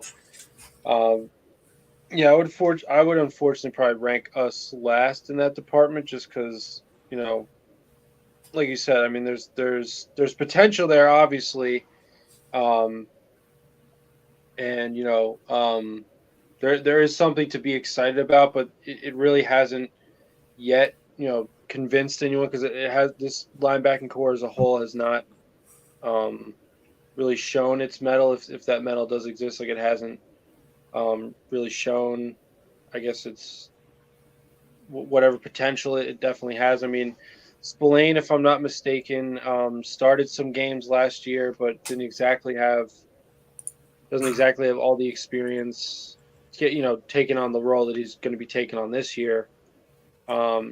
Divine, yeah, I mean, obviously, I really liked him in 2021, but obviously that was with a completely different coordinator.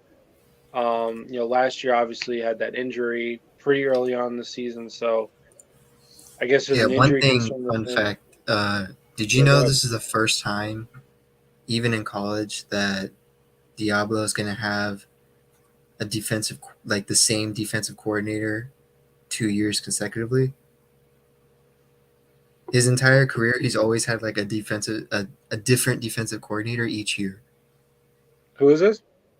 Divine Diablo. Oh, oh yeah. Which, Well, this is only his third year, right? well, yeah, but that's also counting college. Oh, you're kind of college too. Okay. All right. Wow. Yeah. So I guess he's the Derek Carr of linebackers, right? There's a different Yeah. coach every year. Uh, but So yeah, it's kind of exciting to see how he is in a year yeah, two for the first time in a new system. right.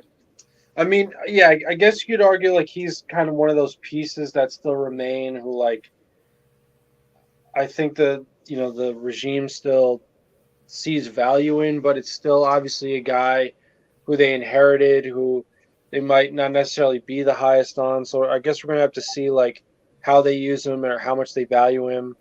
But yeah, I mean, it could very well be that he ends up not being a Patrick Graham kind of a guy. I mean, that didn't seem to be the case last year because obviously he was in the thick of things a lot last year. But um, yeah, I'll have to see. I mean, because it is kind of unfortunate for his career, to be drafted by one guy only for the very next year after his rookie year. The whole kind of whole thing was changed due to the Josh McDaniels, Dave Ziegler era starting. So and for that matter, Trayvon Merrick, right? He's another one that comes to mind too, as far as a guy that like seemed to be doing well in the system of the coordinator that drafted him, which obviously makes sense. But now he obviously in only his second year he had to Salute Milkabeezy. adjust to a new system. What's that?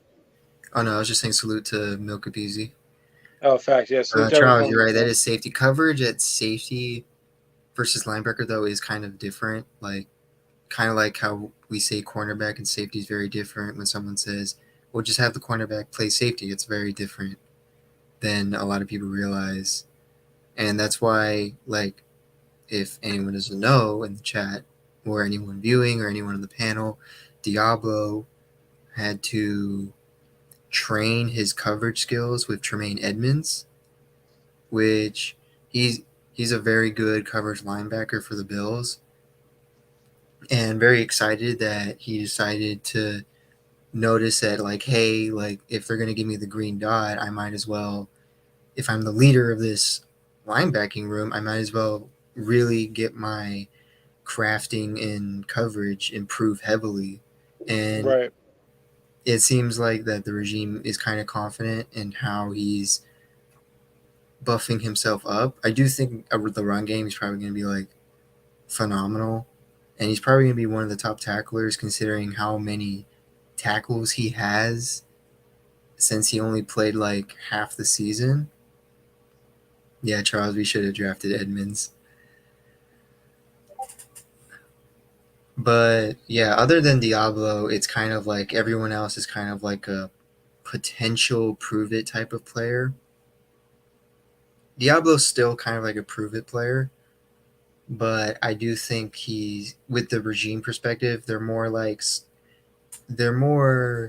accepting of him more than the other players because they want to see what the other players have in store for them. Ghost, do you have anything to say for the linebackers? Yeah, unfortunately, I think we're probably at the bottom of the barrel when it comes to our linebacker core. I do like our pieces. I think we improved as a unit in the offseason, but in terms of, comparing ourselves to the other AFC West teams, I think unfortunately we're probably fourth. That all can change if we see like a, massive improvement from Devon Diablo. I'm actually one of the bigger Devon Diablo critics. And actually that has nothing to do with him personally.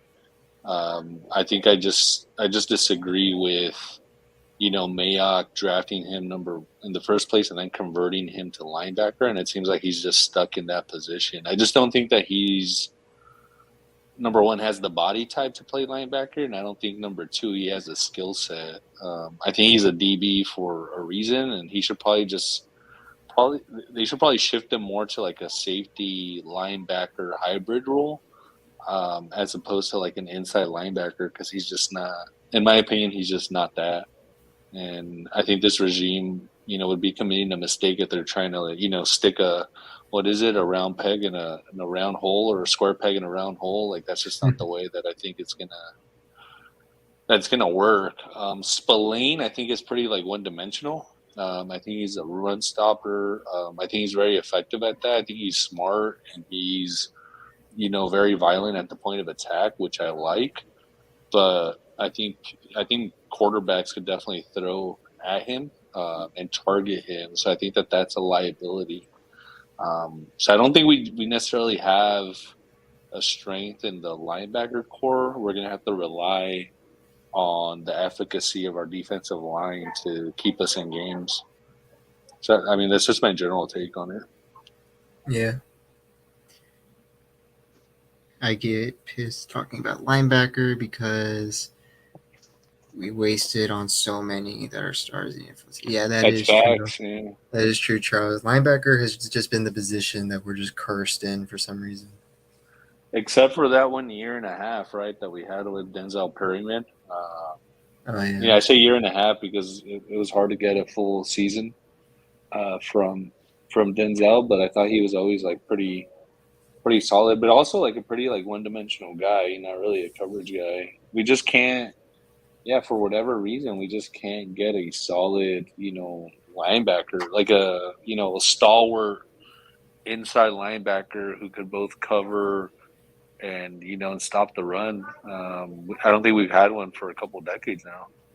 Yeah, it's been a really long time. Hopefully that will change with Divine Diablo, or if they want it to be two people where that role is split between two linebackers, have it be Spillane and Diablo at the same time, where Spillane is the run guy, Diablo is the coverage guy.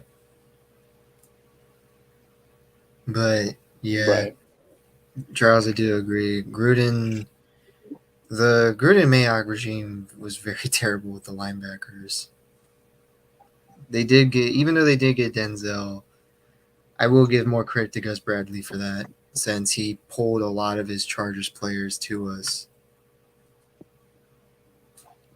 which is something weirdly that we like to do. We always like to take the Chargers players, but we make them play better than the Chargers ever did for some reason too. Yeah, I mean, I like Dustin's suggestion over the past few weeks has been Patrick Queen. I think he'd be great. It's amazing that he's only 23 years old still, and he's been playing since 2020. It's pretty amazing. He effectively started playing the league at like 19, 20 years old. It's crazy. Yeah, it is. If everyone's good on the linebackers, we can transition to cornerbacks. Yeah, I'm down. All right. So I'll start off with, I think Salute, Jack Henna. I think the Broncos would be number one. Just because, yes, even though I like to make the jokes about Surtain, how he's not there yet, he is still a really good corner. But I won't say as good as media likes to make him seem like. It's just my opinion. Right. But for their other corners, I do think it'll probably be a really good room, especially with Sean Payton. I think he'll figure out how to elevate them a bit. For this one, it's kind of a hot take for like non-Chiefs fans, but I believe the Chiefs will have the second best corner room just because their corners last season were just rookies. But by the end of the season and then in the playoffs, they were playing like they were completely different players. And they'll probably play a lot better this year, considering now they have a whole year of starting under their belt. I'll give the third one to us. And reason why is with talks that Nate Hobbs will be back in the nickel where he should be. Even if he plays outside sometimes, Hobbs is when Gus Bradley was in charge of the defense, Hobbs was rated the number one corner that played in the slot. When he was playing outside the first couple of weeks, he was actually pretty good before he got his hand injury. But now I do feel like with who he is now, he's kind of now one of the leaders of the defense and he's the leaders of the secondary. And then with our outside corners, like I personally have high hopes for Sam Webb now that Devontae Adams has like basically taken him under his wing and believes in Sam Webb. And with Sam Webb getting first reps, that kind of makes me hopeful. Duke Shelley, a lot of Minnesota fans are kind of upset that Shelley left, which makes me a little hopeful, even though he's small. I will consider that he's kind of like that Darius Williams, like the small, jumpy play action guy. Mm-hmm. With Jacorian Bennett, I do feel like that was one of my favorite draft picks just because he was like he was part of one of the best like shutdown corner duos in the draft, and he arguably could have been at the same like pick section, like maybe not first round but like a second round pick, which is where the Dave Ziegler said he thought Jacorian was going to get taken was in the second round because he like was rated as like one of the best shutdown corners, and I think they played in the Big Ten. And he's a ball grabber. I mean, I'm pretty sure his career QBR that he allowed was like in the 50s or in the 60s, which is really good. If he can transition that into the NFL, very high hopes for him. And Brandon Faison, even though a lot of people don't like him as much, he's a pretty good corner that can like shut down a couple plays, but he'll give up also another couple plays. But other than that, I do have the Chargers ranked last for the cornerback room. And my reason why is especially with like how everything turned out, like I don't feel like they have like any dynamic or like anything special going on with them, especially whatever's going on with JC Jackson. It kind of seems like with news that like I've been hearing, even though training camp hasn't happened, it kind of seems like JC Jackson is going to lose his job and might get cut from the team, and they might just about eat the money that they gave him. But other than that, that's like really bad. Like Asante Samuel, he's a really good corner. But I don't know, like their cornerback room like doesn't make, if I was a quarterback or receiver, they don't worry me as much. Do you get feeling Hobbs is fighting for a spot on the team? They brought in so many. I don't think Hobbs is fighting for a spot. I think they know that Hobbs should be the leader of the cornerback room. I just think they're bringing a lot of corners because they know that like they brought in a lot of players in every position because they want to prevent what happened last year. Because last year, from like week one, we had no depth, and I do blame that on the Gruden Mayock regime. Considering that this is also a fun fact for those that don't know, anyone that's viewing, panel, on the chat, was that not just first round players, but any player drafted by the Raiders since 2018. So like since the Gruden Mayock era, the Raiders are dead last for any of those players that were drafted, how many snaps they played, and that is bad. That just shows that we build no depth from the draft. And that was the team that McDaniels and Ziegler had to deal with. So now, like, to your point, Charles, I do think that they brought in a lot of corners so they can prevent that to happen where they have no depth in their room. They can put, like, corners in the practice squad. They can have depth over there. And they also want versatile corners. Like, Jacorian can play slot on the outside. Hobbs can play outside and slot. They want Duke Shelley. Duke Shelley can play in the slot and outside. They want a bunch of corners that can, like, move around the field a lot. Hobbs was in a different. He was in a different system, but he was playing good. Like I said before his injury, he was playing really good in Patrick Graham's system, which is why Mhm. they're very high on Hobbs. Just because Hobbs Right. seems to be that unreal player that he might be like our next like secondary leader that we needed. That'll be like that will elevate the secondary a lot in like leadership roles and playmaking styles. And that is true, Jack. Like the height. That's why I compared him to like he might be like this is if he plays to that level that a lot of Minnesota fans believed he would be, like a Darius Williams. Darius Williams is like said to be like the top like 16, top 15 corner in the league. And yet he's like 5'8" or 5'9". So that's kind of how like a lot of Minnesota fans are viewing Duke Shelley. I hope that hype comes through, and I hope like the corner room is like better than I hope. I just kind of have it third in our division, but yeah. Jeff, do you have any thoughts on this? Yeah. So cornerbacks we're talking about, right? Yeah, what I put was like Broncos, then Chiefs, and then us, and then the Chargers.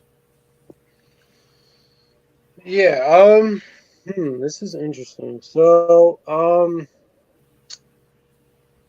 let's see. I mean, if we're gonna rank them, I guess I might get some heat for saying this, but um, if we're just talking about like talent, um, yeah, I mean, I would probably go with the Chargers having the best cornerback room, just because I mean, J.C. Jackson, I have to think will when he will obviously make some kind of a comeback and he will return.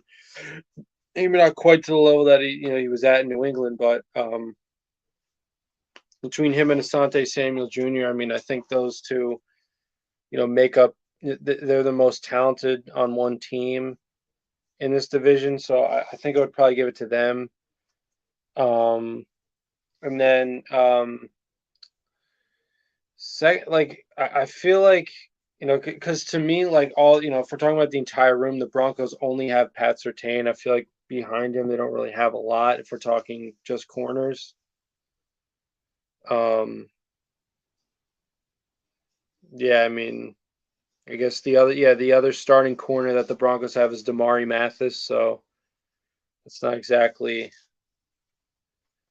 kind of a beast. Yeah, I mean K1 Williams, yeah, the guy from San Francisco they have is their nickelback, so I guess that's something. But yeah, I mean like I said, I'd probably go Chargers first, and then um, arguably the Raiders would be second.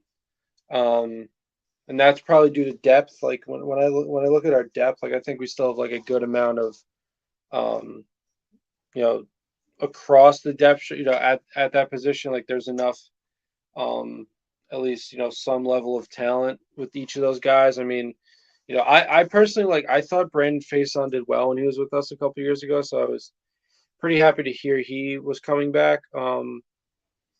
I think they should have kept Casey Hayward. I think you could do a lot worse at corner.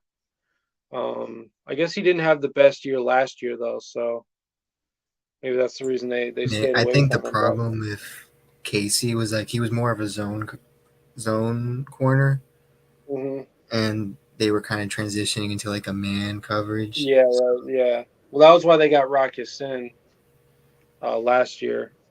But yeah, I mean, obviously, there's a big question mark with Ja'Cory Bennett. Like, how good is he actually going to be?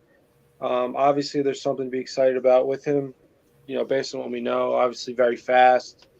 Part of a pretty good Maryland team in college. So, um, if he is a breakout star, then obviously the sky's the limit for him and the rest of that cornerback room. I mean, obviously you have Nate Hobbs returning. So, I mean, when you think about like the overall room, like I could definitely argue that we have more depth than the Chargers do.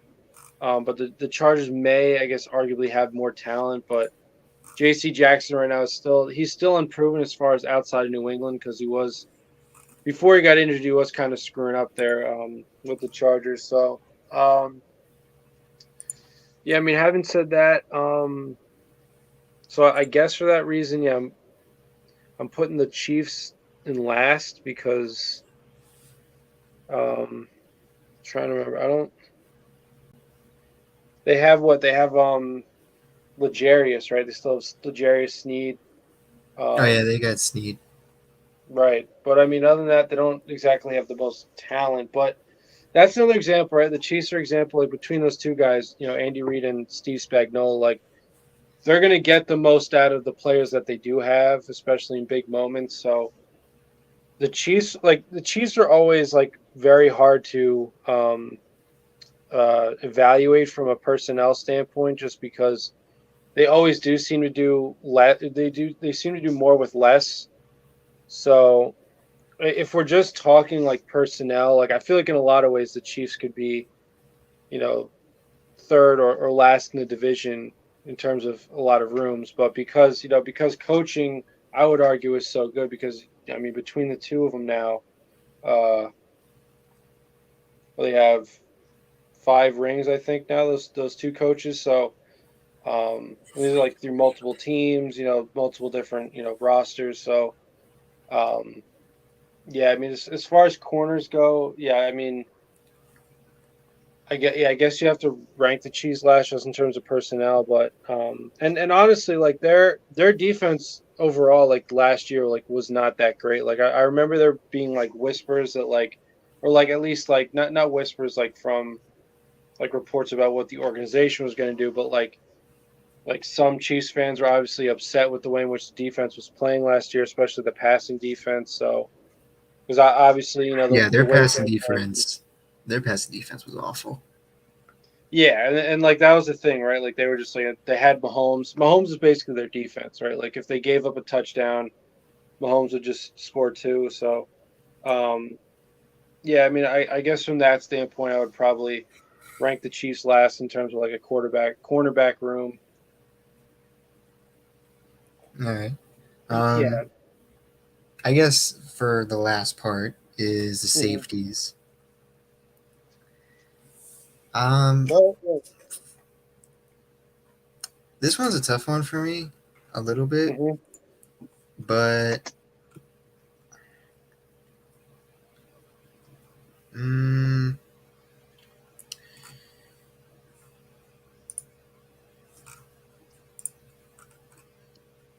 okay. So I think I'll give the Broncos the safeties, just because I feel like Justin Simmons and then Kareem Jackson, and now they got JL Skinner. I think that's gonna be like a really nice safety room that they got going on. Mhm. Right. And then second, I'll put because this is why it's really hard because I don't want to put us last, but it's kind of like a toss up for Mhm. everyone. It just depends how the safeties play. Yeah. Well, obviously, right. That's the. Because if anything, I would put like in one scenario, I'll put like Broncos, Chiefs, Raiders, Chargers, but then I'll put like Broncos, Chargers, Raiders, Chiefs, but then I'll put Raiders at the bottom. So yeah, to me, that's kind of a toss. This is probably the only position where I'm going to have it be a little bit of a toss up, even though yes, we have players that have to prove it, but I do believe that with who we got, like Isaiah Palomalo was good his first year. He's now going to be like that safety linebacker that helps out Right. the linebacker in the safety rooms. Mhm. Marcus Epps, we added him. He's really good. Christopher Smith was considered like our steal of the draft by many reports and many Yeah. networks. And then with Trayvon Moore had like a bad year, but like transitioning into a new Mhm. system, he was pretty decent at the end. And it kind of seems like they know where to put him now, but it just depends. Can Mhm. he play at a level to where he just doesn't get replaced by Christopher Smith, which is Right. basically the only question. Right. Yeah, I think I'll leave. This is the only position that I don't know what to rank. I guess I'll leave the ranking to you on this one, Jeff. This one is an interesting one. I mean, I guess just going from the top to from the bottom to the top. I would probably rank the Chiefs the last. Once again, just go in terms of talent. They did add Mike Edwards from Tampa Bay, which is a pretty good signing. So that's obviously going to help matters. Also added Justin Reed, so that's obviously a plus too. So I mean, I guess like it's just that when you think about like talent once again, I mean, I think the most talented safety in this division is Derwin James. Obviously he has injury issues, so if they lose him, I mean, the safety room for the Chargers isn't looking that great, I would say. But I mean, it's interesting just because if you're talking about like depth versus like just talent as far as rating these guys, I feel like we might be the deepest in the division at safety. So,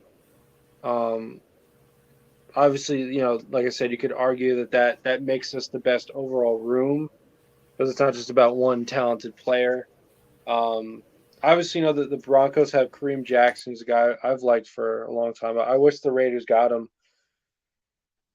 and made a push for him, although I'm not sure if the Broncos would have given him up. But obviously, and like you said, Justin Simmons. So I guess just those two alone, they would probably, I guess, make the Broncos they would justify the Broncos being ranked at the top as far as the safety room. And then so it's tough between like second and third between the Raiders and the Chargers because, like I said, like Derwin's definitely talented, more talented than any other safety we have. But I mean, looking at their depth chart right now, I mean, outside of Derwin, I don't really see a lot of talent, to be honest with you. So, I guess I would go with us just because, like you said, I mean, we have a lot of different contributors who could obviously make the safety room as a total, especially if they rotate a lot of guys in and out. It could definitely be very functional. So I guess I'd rank us over the Chargers. So I guess give us the Chargers third, basically just because of Derwin, and then the Chiefs. I mean, the Chiefs don't really have a lot of talent in that room, so I'd probably give them the last place on that one. What I think is fair, because like I said, I mean their pass defense especially was not very good. Yeah. I mean, I respect it. I mean, I don't even know how to rank this because it's just, to me, It's tough. I don't know. It's like it's like depth versus talent, right? Like it's like, could you argue that like if you just have one guy who's maybe better than all the other guys another team has, is that better than that, or is it better to just have more depth down the line, right? So, all right. Now concluding, out of the AFC, the division specifically, what would you have the offense and defense be? Just the whole offense and the whole defense. So if we're going offense, I think the Chiefs pretty obviously are number one. Last has to be the Broncos, just based on like I said, it was that stat, right? 18 points a game last year. They're 8-1. That's so until Russell Wilson shows me something, I'm not gonna rate their offense any higher than last in division. Yeah, it's the same way as I feel. Even though they have Sean Payton, it really depends on Russell Wilson. But like I said way earlier, I don't think we're gonna see the Pro Bowl Russell Wilson again. Right. Yeah, and also and then like where it gets interesting, I think, if you're talking about offenses, are the Chargers going to be better? Are they going to have a better offense than we are? Right. I think that's probably going to be the thing to watch in the division. Just because, like, like just pure talent wise, once again, if we're just talking about talent, I think Herbert's more talented, like naturally, than any of the quarterbacks that we have. But talent isn't everything, and obviously the quarterback is just one aspect or one player on an 11-man offense, so it's not everything. Um, I mean, they just brought in Kellen Moore, offensive coordinator, which did a pretty good job with the Cowboys, I guess you'd say. Um, so I definitely think that they could improve. You know, I, but yeah, I mean, as we were talking about earlier, like we were ranked, eighth, the only receiving core in the top 10 in the AFC West. So obviously that matters a lot too. I think that definitely, if we're talking about ranking offense, like that definitely hinges on Josh Jacobs. Like if Josh Jacobs doesn't come back, then I hate to say it, but like I'm not really excited about the running back room. I know you guys are a little bit more optimistic about that, but that's probably the one room where I'm like, it really does seem like a steep drop off after Josh. Especially based on what Zamir White showed us or didn't show us last year. So um, that's a big factor as well. So I guess assume because technically Josh is still on the team at this very moment in time. So for including him, um, you could argue that we're ahead of the Chargers. But it's somewhere the Chargers and Raiders are sort of the middle of the pack as far as offense goes. And then yeah, as far as defense goes, um, I'm probably gonna still give to the Broncos just because every single like pound for pound, every like defensive position group that we just went over, like Broncos are pretty much at the top, other than like maybe D line, but their back seven is probably the best throughout the division. And then I guess you'd say the Chargers come second just because Staley is a good defensive mind, so he definitely gets. I mean, how did they? I guess they didn't give up a lot of points this past year, did they? The I'll Chargers check. defense. Yeah, I'll I check. don't think they did. So for points specifically, the Chargers were ranked. They were ranked 21st in points allowed and 20th in total yards allowed. Oh, really? Yeah. Oh, okay. I guess never mind. Wow. All right. Yes, because I guess if we're going stats, then yeah, I would have to think the Broncos definitely were the highest in the AFC West, Hey, highest ranked in salute. points Have a per good game. night, Jack. Yeah, to me, it is kind of a hot take, but I really feel like, because I really do feel like Staley's going to get fired this season. Yeah, And, well, yeah. I mean, he is the head coach, so it's more about winning games and having success overall. But yeah, but I mean, I do really feel like that the Chargers defense is going to decline, and that's what is going to get him fired. Like, hey, your first year, your defense was bad. Second year right. here, your defense was kind of like average to below average. Hmm. And now your defense is still average or below average. And the team isn't like, we've only been to one playoff game, or if they make the playoffs again, like two playoff games. And if they win or don't win, like we only won none. And you Hmm. blew like the second or like third biggest Oh God. playoff lead in Right. history. Right. So yeah, it's kind of like, to me, I feel like if I would rank it, I would put like Broncos, Chiefs, because I weirdly feel like the Chiefs defense is going to get better this year personally, and then Hmm. us, and then Chargers. That's kind of where I would have it. Yeah. Well, yeah. I mean, it's tough, right? Like, because once again, like with the Raiders, like the defense was not good at all last year, right? So it's what kind of a step? How big of a step is Patrick Graham going to take in year two? Like, how much is this defense going to be improved upon? Because I mean, he's had a chance now to sort of get his kind of guys, like not really worry as much about the guys he's Salute, Barry. inherited and trying to see what they're like. That's not the stage of of his time at defense as defensive coordinator here. That was last year. So, but we don't know what that defense is going to look like. So, Yeah. So yeah, in an optimistic standpoint, like since he now has a lot more of his guys that he wants, like right. especially draft and free agent wise, Hmm.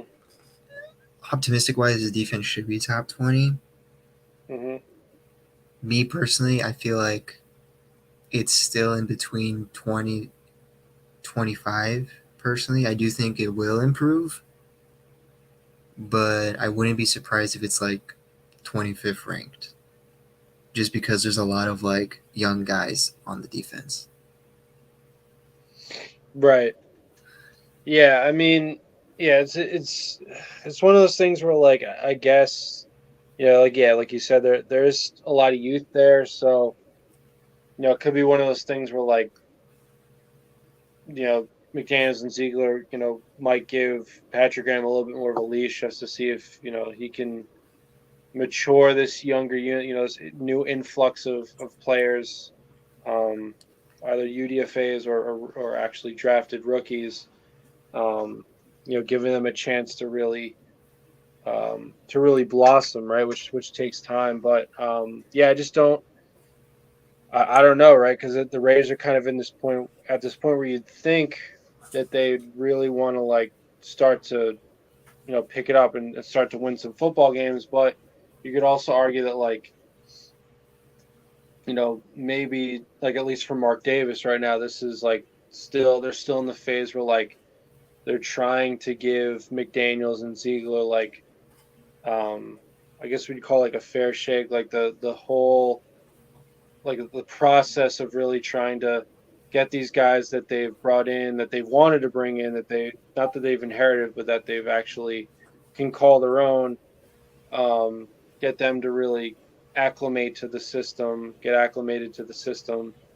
and start to play with a favorable degree of chemistry and things of that nature. So, um, yeah, it's still I still think the Raiders their defense is still too big of a question mark. Um, I don't know what would you rank the offenses? For the offenses, I mean, Yeah, Chiefs obviously number one. right. Um, I'll put. I'm very confident in our offense, so I'll put us number two. I'll Okay. put Chargers number three, and I'll put Broncos number Mhm. four. Yeah, I mean, yeah, I feel like Despite Sean that's pretty Payton, covered. I Yeah, feel like it's going to take a lot for that right. offense to click. Especially, Word. like, I'm going to keep saying it over and over, like, to even Broncos fans, half your team doesn't even like Russell Wilson. Like, not just on offense, but defense, too. Like, half the team doesn't like the dude. And there's talks Yeah, that Sean Payton doesn't even like him. So, yeah, when it comes to chemistry, which I know a lot of people on the panel, like, advertises very heavily when it comes to team building, right. Russell has a lot to prove, not just in the league, but like Denver's perspective. Like Yeah. if he can lead the offense. Yeah, and look, there is a lot of pressure on that because well, I wasn't talking about it with you, but I think I was talking with Eric. We're in Vegas now, right? Like, the Raiders, if they don't figure it out quick when it comes to these other teams that are in the same town, that they're fresh off of championships. The Broncos are in the same position, and Russ obviously is as the leader of that team. Obviously with the Colorado Avalanche and now the Denver Nuggets winning championships there, that's even more for him to prove, right? Because now that fan base, that city, is going to look at him in the Senate like, these two teams are getting it done, and you're not even freaking scoring 18 points a game.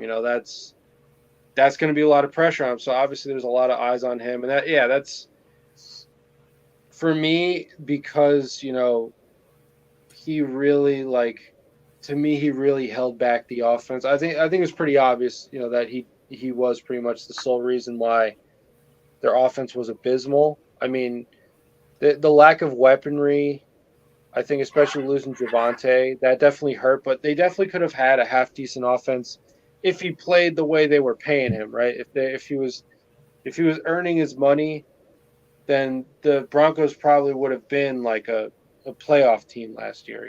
I As mean, crazy yeah, as that like might sound. I Um, mean, especially when you look at like a lot of Seahawks fans are just happy he's gone. Like they're not mhm, even missing him. Even, and this is even before like he played bad. It was just because how he announced himself like when he went to Denver, like, oh yeah, I'm kind of tired of just carrying a team at this point. Like mhm, now you're kind of like saying that you're the reason that the Seahawks were just good or like had like that historic like winning culture going on, mhm. which personally I do believe it was just more Pete Carroll system. But and then when he got to Denver and then the whole like thing switched and now you got like Hmm. no one liking you, just like even like the Nuggets game, like do you see that like even the Nuggets players didn't even acknowledge Wilson when he was there? Like they just brushed him off to the side, like, yeah, we don't want to be involved with you. No one in this city likes you. That's what I'm saying. It's like he better figure it out fast because he's gonna start really. Because that's the thing. Like when these other teams, start to win in your same city, the spotlight's gonna be on you. It's the attention's gonna turn to you. Which does, So. like you said earlier, like with us, like I said this, like when people were talking about like the Mark Davis standpoint, Mhm. like it, my sole reason why, if it's not because Mark Davis is able to pay off like the debt thing, it will be because Vegas probably took the team from him. Because like I said earlier, like I say it a lot, like Vegas won't like it if a team that's representing them is just a bunch of losers, Well, especially if yeah, it's the I team don't know. that's more marketable than the other teams. I mean, like if we're just talking about from a business standpoint, I hate to say it because we're fans and we want to see the team win, and sometimes I think we talk ourselves into this idea that in order to be financially successful, you have to win. Like, unfortunately, the whole moving to Vegas is really like it was one of the first moves, and I think like a transitional phase for the NFL where they're starting to turn to like destination cities and really beef up football as like an entertainment, part of an entertainment experience kind of weekend, fun filled kind of a thing for a lot of fans. So, the sad truth is though that like, as far as like ticket revenue goes and filling up the stadium, like there are still going to be a lot of away fans who just want to experience Vegas and they know that like their team is going to be in town for whatever week during this NFL season. So they plan a trip around that. So like Mark Davis could still make a lot of money even if it's not by feeling, allegiant with Raiders fans. So I think they'll still be able to make because the other thing is that Allegiant also like for a variety of reasons, they bring in a whole bunch of revenue. Like, they have a whole bunch of they have like the Pac-12 title game. Um, they have like concerts. It's a great concert venue. So like it's like financially speaking, I think they'll be all right. It's just you know as I do fans, feel right? like yeah, I totally agree to the points, but I still feel like maybe they won't take it because like obviously financially everything will still be okay. Right. I just feel like I do heavily feel like that Vegas is that city that cares very deeply like How about yeah, like how they're represented. Like what's their right. slogan is the house always wins. Like it's gonna be bad Yeah. if in like your most marketable sports team always loses at home. Like that's gonna look Yeah. really bad. Yeah, That's no, kind of well, like yeah, no, I mean, yeah, as far as like the fans are concerned, it'd be the same thing in Denver. I'm saying it would be like, like I said, like the Aces are the defending champions in the WNBA. A lot of people project them to win again this year. The Knights obviously just came off a great season.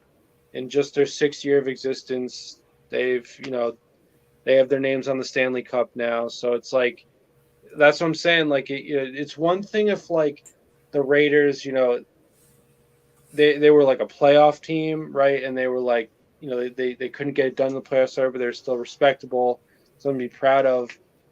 I mean, if they don't have if they don't start to have successful seasons, then it's really going to start to look like maybe they could become the laughing stock of the town. I hate to say it, because like you said, I mean, Vegas is a town of the one night stand and the want stuff right now, right? You don't want to wait.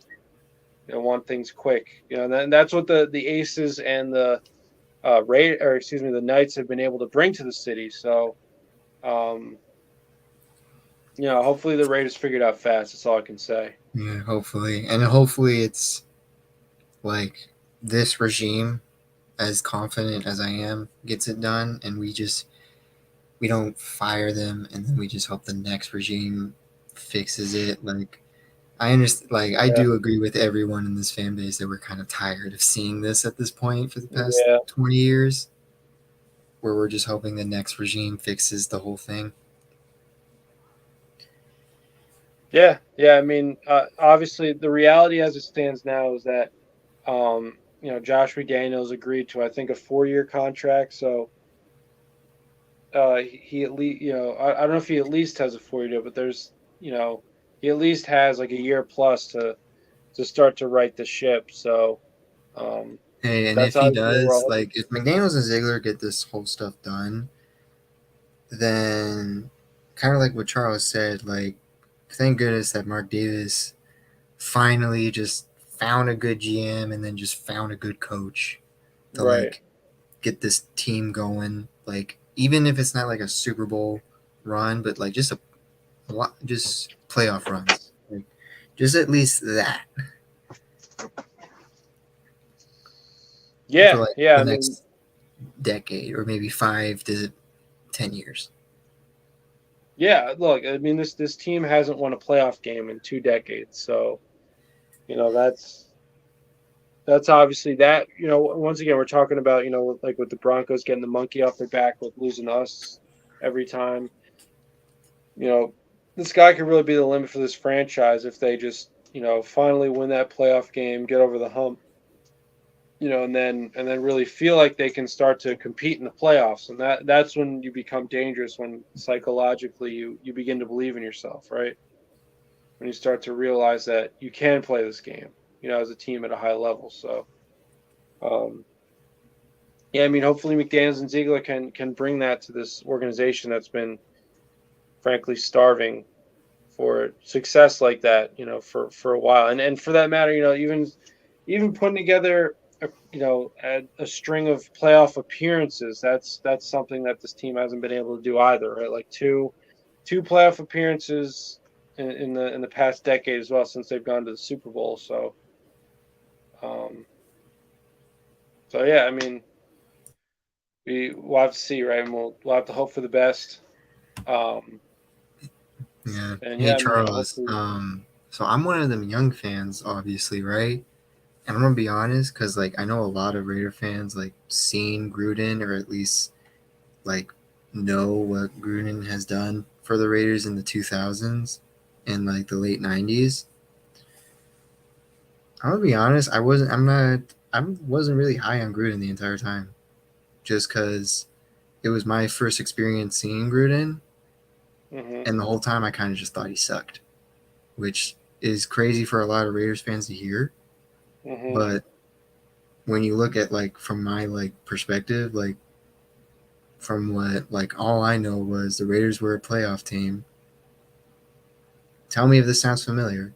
The Raiders were a playoff team, and they kind of had a down year, but that's because like new like it was just a new offensive coordinator. The roster was still there. hmm Then they just fire everyone, get a new GM, new head coach, hmm get rid of all of our good players, and then draft a bunch of bust year after year after year, and draft a bunch of players not just in the first round, but Right, in every single round right. that all sucked. Yes, there were some couple gems. There was a lot of gems, but still didn't really help out the fact that we also sucked at free agency and that our cap space was really bad. It's kind of my perspective on what I saw with Gruden and Mayock. And yeah, we were improving a little bit each year. And then we made it to the playoffs, but without Gruden. It's kind of why, like, when I hear everyone talk about Gruden, like, I understand, like, the nostalgia and stuff. But to me, he kind of sucked. Like, yeah, the offenses were really great, but it took him like 3 years for his offense to be good. And then that was the only time the offense was good. Because then the fourth year when we made the playoffs, like it was good like the first games, and then when he was gone, it was getting shaky, and then when Ruggs was gone, it just fell off completely. Then it was just hoping that we just get a few. At that point, Daniel Carlson became the offense, because we were just relying on Right. him kicking like 30 to Kicking 40-yard 70 field yard goals field every goals, game. yeah. Right. Yeah, well, I mean, the thing about Gruden, I would say, is that 2021 was really, I think it was going to be a really pivotal year for him, and obviously you got cut short, but um, back to back years they started at 6-3, I believe. They were looking pretty good. And then they just And fell off then the face of the earth. right, the last month of the year they just did not get it done, and that you could do it once, and you're like, okay, fine. They were probably punching above their weight class. They kind of maybe came back down to earth. Um, but you do it its second year in a row, right? They started 6-3, I think, and then they finished out the year 8-8. Like that is not. And one of those wins was they almost lost to the Jets, who hadn't won a game yet at that point. So, um, it really did, like, the fear was definitely there. I think that he, like, I don't know, I guess he like would lose control of the locker room or something, or maybe it was from like a decision standpoint when he didn't really um, do enough to prepare them for those late December or late November football games to get you into the playoffs. So um, obviously, and they got off to a good start, 3-0, right, to start off 2021. Um, but then obviously dropped two in a row, and then he got canceled. So we'll Yeah, never know and even what then, everyone thought the same 2021. thing was going to happen that year, because then we started off, I think, 5-2, and then we Right, lost, and then we almost lost every single game right, before and we then got right, lucky at right, like we got really lucky at like the Cowboys game, just because I think that was like the most flagged game in the NFL on like right. collectively on like both teams, and then in my personal opinion, like those four wins at the end were kind of like really lucky, Oh yeah, especially with like how. And this is another thing. Like I don't want to turn into a car conversation, but as much as people give Carr credit, he was turning the ball over way too many oh times, yeah, yeah. and that's why I kind of like say it was more on Carlson, because Carlson was basically the guy scoring for us at that point, Hmm. with Jacobs just running the ball down the field. Yeah, yeah. I mean, yeah. We could, yeah, like you said, we could go down the car Yeah, like after that's the this. only thing. Like I don't want to turn into a car Yeah, conversation, but yeah, but yeah, yeah. I think long story short, like we did get lucky. Look, don't get me wrong, it was very fun that run in 2021. That last month of football, they won out. It was, and they including that like what seemed to be a miracle against the Browns. Every one of those games was a miracle, oh yeah, honestly. that But Browns game, I thought it was done. I was like, all right, yeah, we're done. well, yeah, that's the thing, and that was another problem, right? Like Carr in cold weather, he was not. He hasn't been very good. But I just think that like it's one of those things where you definitely need to build on that as a team. Going 10-7, making the playoffs, you definitely need to carry that momentum into the next year, which I think we're all hoping on. But it's not something that like you maybe think like right away, like right then there they're able to compete for a championship, because it was luck. A lot of that was luck. So Yeah, I do think they would have built it off of that if, like, I will, like, say, like, if maybe we got Sean Payton instead of McDaniels, or maybe Brian Daboll, Hmm. like, they could have built it off of that, or maybe just get 10 wins again. But, Yeah, like, well, that's what? why, like, I say, obviously, like, the problem Mhm. was, like, a whole different system on offense and defense. Right. But even then, like, again, like, all the injuries, having UDFA start, all your star players just keep getting injured. Right. It was just basically like it was a very dysfunctional year. And to me personally, it's kind of tough just me pointing fingers at people where I'm like, no, it was just a bad year for everyone. Oh yeah, Yeah. that's the one game I hate. I think that was the game right after the Chiefs game, Yeah, it was. Yeah. and I'm just like I turned off the TV after like this. I think it was the first quarter, and I'm like, all right, this is the type of game that I'm gonna witness that I do not wish to witness.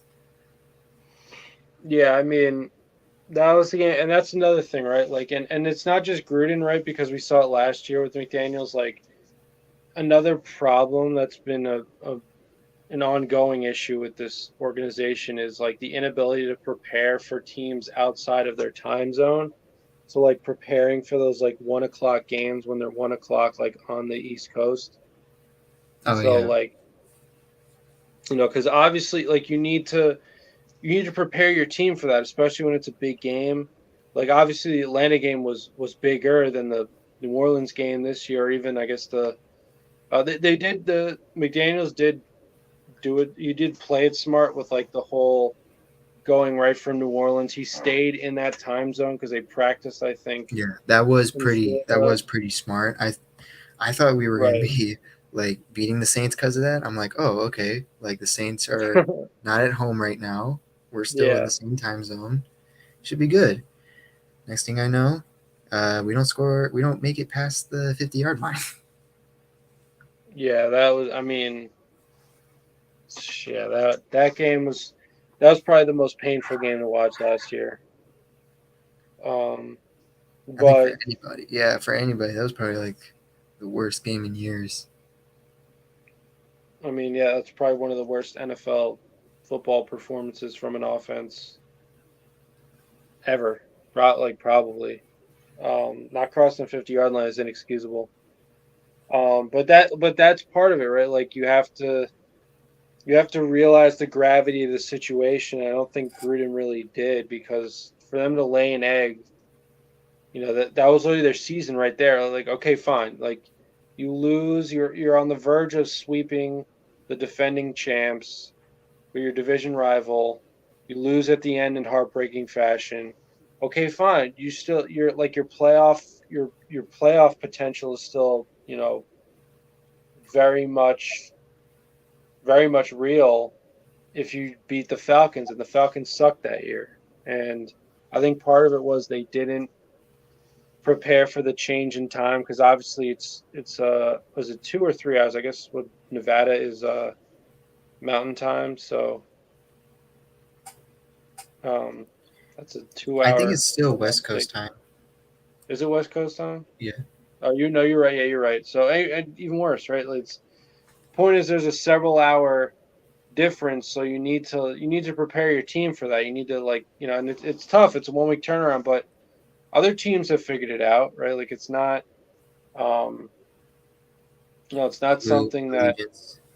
no team has ever been able to figure out in the history of football. So It does. um It did seem like they put all of their energy on that Chiefs game, which I won't. I'm not gonna lie. I would have probably done the same thing because it would have been the first time in like how long that you sweep the Chiefs. yeah, but you That was can't you probably can't like the closest that we've ever gotten to it. But yeah, like I do agree, Jeff. That's like still not an excuse. But like like to get blown out by the Falcons after that. That's just kind of like, dude, like, that's sad. I think the That's Falcons also only won like 4 games that year. Yeah, they were awful. They fired Dan Quinn that year, I think. And, like, they And had was Raheem that Matt Morris as Ryan's their head last year as a coach. Falcon, or was it the following year? What? Was that Matt Ryan's last year as a Falcon, or was that the following year? No, Matt Ryan's last year was like this past 2021, so it was the year after.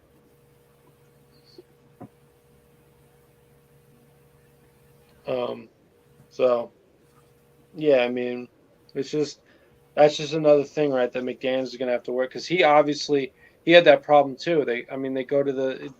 You could argue that that game was even worse than what the Falcons game a couple years before. So, um, Yeah, yeah, maybe I they don't know. kind of just wanted to like put all of like the sad, like the friggin' depressing stuff all in one year. So then we don't experience that next year and the year after that. Because I don't know if I'll see a season as worse than that. Despite us winning like 6 games, seeing that many blown leads and then not Yeah, crossing the 50-yard line an entire game. yep, yeah. I mean, oh yeah. Hopefully we got all of our The stuff. bar We got all of the is system. very low. You cannot get any worse than that. Yeah. Well, this is the thing, right? This is another thing, right? Like losing to an ESPN analyst, even though it's your first year, it's a borderline fireable offense. Like it's so that's something that like you really like this team really needs to jack it up. Like they, like I said, like I get that like it's possible Mark Davis is looking at it as like you need to give, I guess, like you need to give them like this regime the like a full cycle of you know having their guys mature, especially the guys that they just drafted or signed as UDFA's. Um, need to give them like the full process of being able to learn how to play the way McDaniels and Ziegler want them to play, as well as the free agents, right, or the guys that they've traded for and whatnot. So, um, but I don't know. I just hope it doesn't get to a point where like an ESPN like Stephen A. Smith or something is like just tweets from his couch. The Raiders look awful, and then becomes the head coach of a team that plays us and then beats us. That was just disgraceful. Yeah. But I don't know. Outside of that, so yeah, I'm so Dustin, you probably already figured this out, but Dustin is not going to be joining us Yeah, that I tonight. didn't So know. I didn't know about that. okay, yeah, I know. So breaking news. But yeah, so I'm probably gonna end it in a couple minutes. If you wanted to add like any last words or anything like that. I'm good. I think we I think we were able to cover on what was basically the topic of the night. Yeah. I mean, yeah. Obviously, Like the we were able to like divisional game. technically get our own opinions, like our own thoughts, like how we see our team versus our own Right. division. Yeah. I mean, yeah. Obviously, the name of the game today was just like I said, evaluating different position groups because we're at that position. We're at that point in the off season where we're starting to gear up for training camp. We're going to start to see like who really is going to make an impact on this team. Obviously, we're going to start to be looking for who's going to rise to the tops of the depth chart at these different positions, and then obviously all these different parts relative to the rest of the division. That's also going to matter in terms of jockeying for a position in that division. Um, and then honestly, like I don't know if it would happen this year, but if that arms race that we've been hearing about in the AFC West really does, come to fruition, we could see all four of these teams in the playoffs at one of these years. So, um, definitely, I definitely could see this being a very competitive division, one that's going to, especially this year with the kind of schedule that the Raiders have, it's definitely going to require them to play their best football pretty much week in and week out. So, hopefully, as is always the case, they win more than they lose, and they make a playoff push like they're somewhere AFC playoff picture. But other than that, as always, thank you, Sergio, for joining me tonight. Thank you to the rest of our panel members, especially Eric and Al's Ghost, for showing up as well as our friend William. Thank you again for showing up. I know we don't see you that often, but thank you for dropping in tonight. Sergio, was there any final words you wanted to say before? Salute to everyone in the chat. Love having responses. Love to have other thoughts other than people from the panel over here. Salute to all the viewers, anyone that isn't chatting but still want to listen to our thoughts and opinions, or just want to hear some football talks to get through the day. Salute to you guys. Yeah, thank you, Milkabeezy. Salute to you too. For anyone that on like a non-Death Star report standpoint, I'm just going to get this out of the way quickly. For anyone that doesn't know or doesn't follow yet, or does follow, share with your friends, share with your folks. Just to follow me on Instagram, I'm just Raiders.stats on Instagram. I have my name on the panel here that you can see. I have stats, I have schematics, I have player evaluations. I'm now part of a group called the Writers Room. We have ourselves on the RaiderRoom.com. We write more on stats, schematics, valuations, fan base perspectives, business perspectives. Basically, we have like the whole shebang there. I'm about to release another article tomorrow. It's going to be focused on Rob Leonard, our new defensive line coach, his coaching history, what he offers to the table for our team. In the link of the chat is Max Crosby. It's about how the NFL has undervalued him. I got stats there to back it up. I got evaluations and stuff like that. And for the Death Star report, just make sure you join our community. Jeff will handle that. All I say is just make sure you join our community. We have a really great community there. We share stuff. We share all of our sources. We make sure everyone knows everything from different types of levels, from different types of perspectives. We make sure everyone's equal there. We make sure there's no toxicity, no negativity to an extent. We allow negativity, just not to where it's more hating than criticizing. Only when we're talking about the Chargers is there negativity. Yeah. But when it comes to talking about the Chargers, full negativity. I'll let Jeff do the Death Star thing, since that's your field. Yeah. Oh, yeah. So thank you for that, Sergio. So as always, thank you to the members of this panel. Obviously, Sergio, but also, like I said, Al's Ghost, and our friend William as well as our friend Eric. Thank you guys all for showing up earlier on in the broadcast. As always, thank you to the mods in the chat for holding it down. Wouldn't be able to do the show without you guys as always. And last but not least, thank you to our viewers for watching and also commenting along with us throughout this broadcast. Once again, we thank you guys for hanging with us this whole time. As I say at the top of the broadcast, our Nightbot has been posting all these various links, to our various platforms.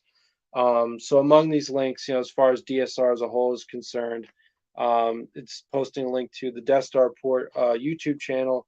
So if you guys find that link and when you get a chance, if you guys could subscribe to that YouTube channel, hit the notification bell, like as many videos as possible, and comment on as many videos as possible, that'd be greatly appreciated.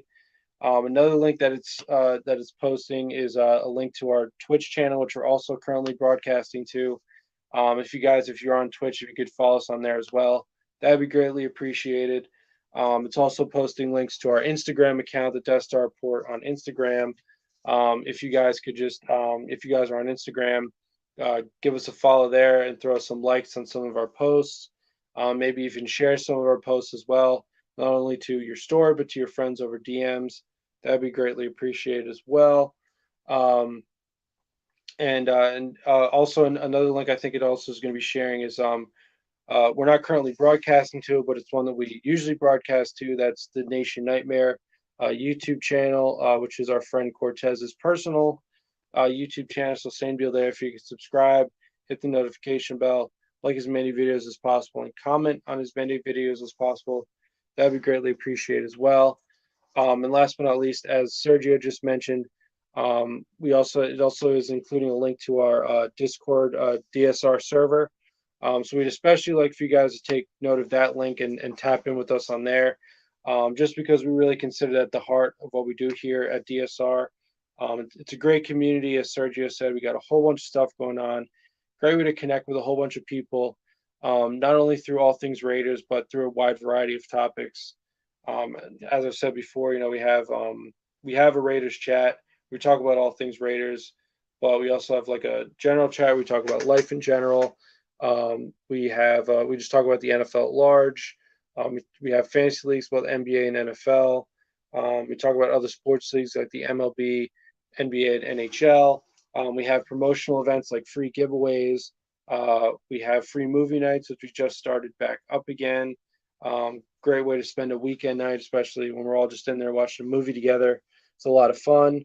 We also have a bunch of channels in there dedicated to keeping up to date with all manner of Raiders content creators, not only on like YouTube, but on Twitter and Instagram as well.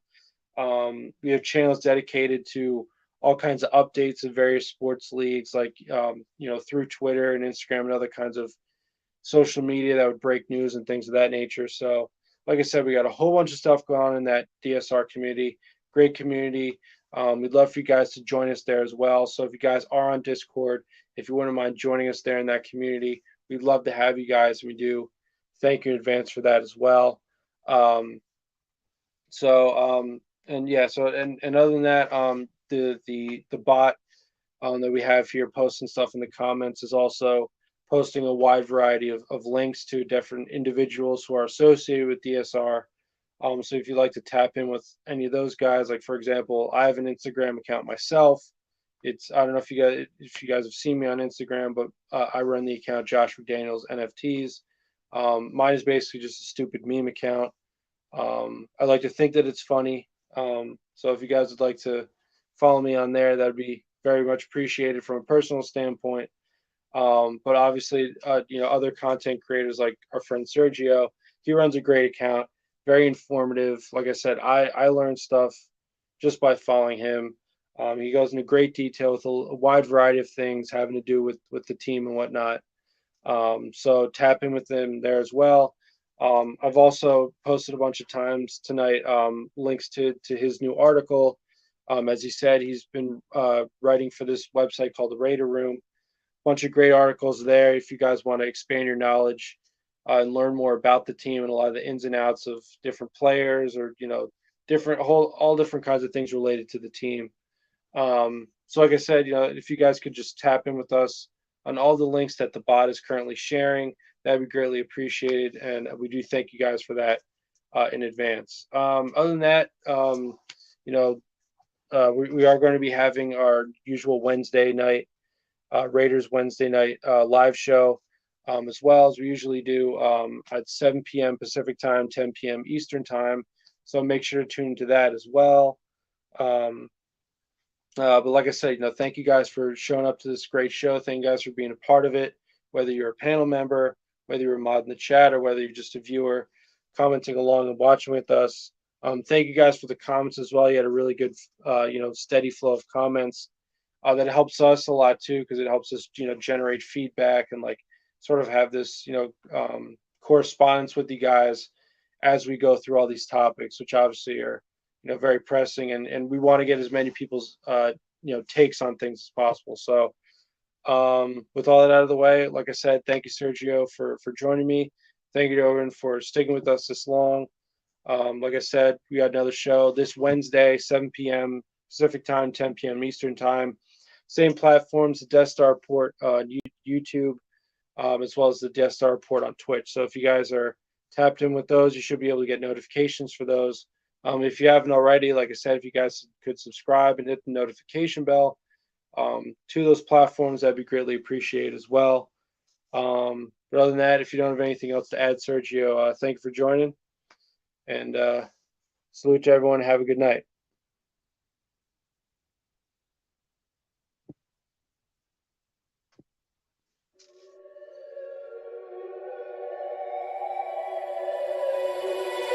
I think I'm to the sounds of the silence that allows for my mind to run around with my ear up to the ground. I'm searching to behold the stories that I told when my back is to the world, was smiling when I turn.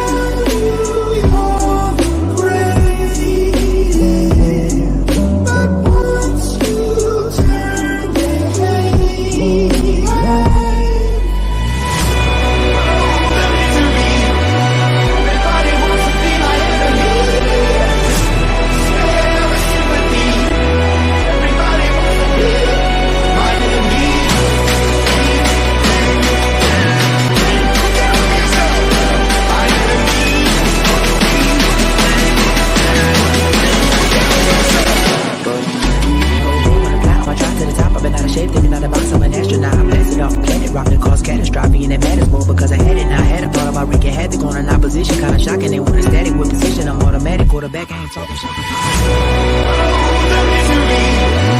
Everybody wants to be my enemy. Share the sympathy.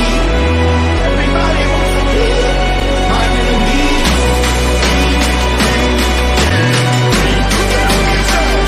My enemy.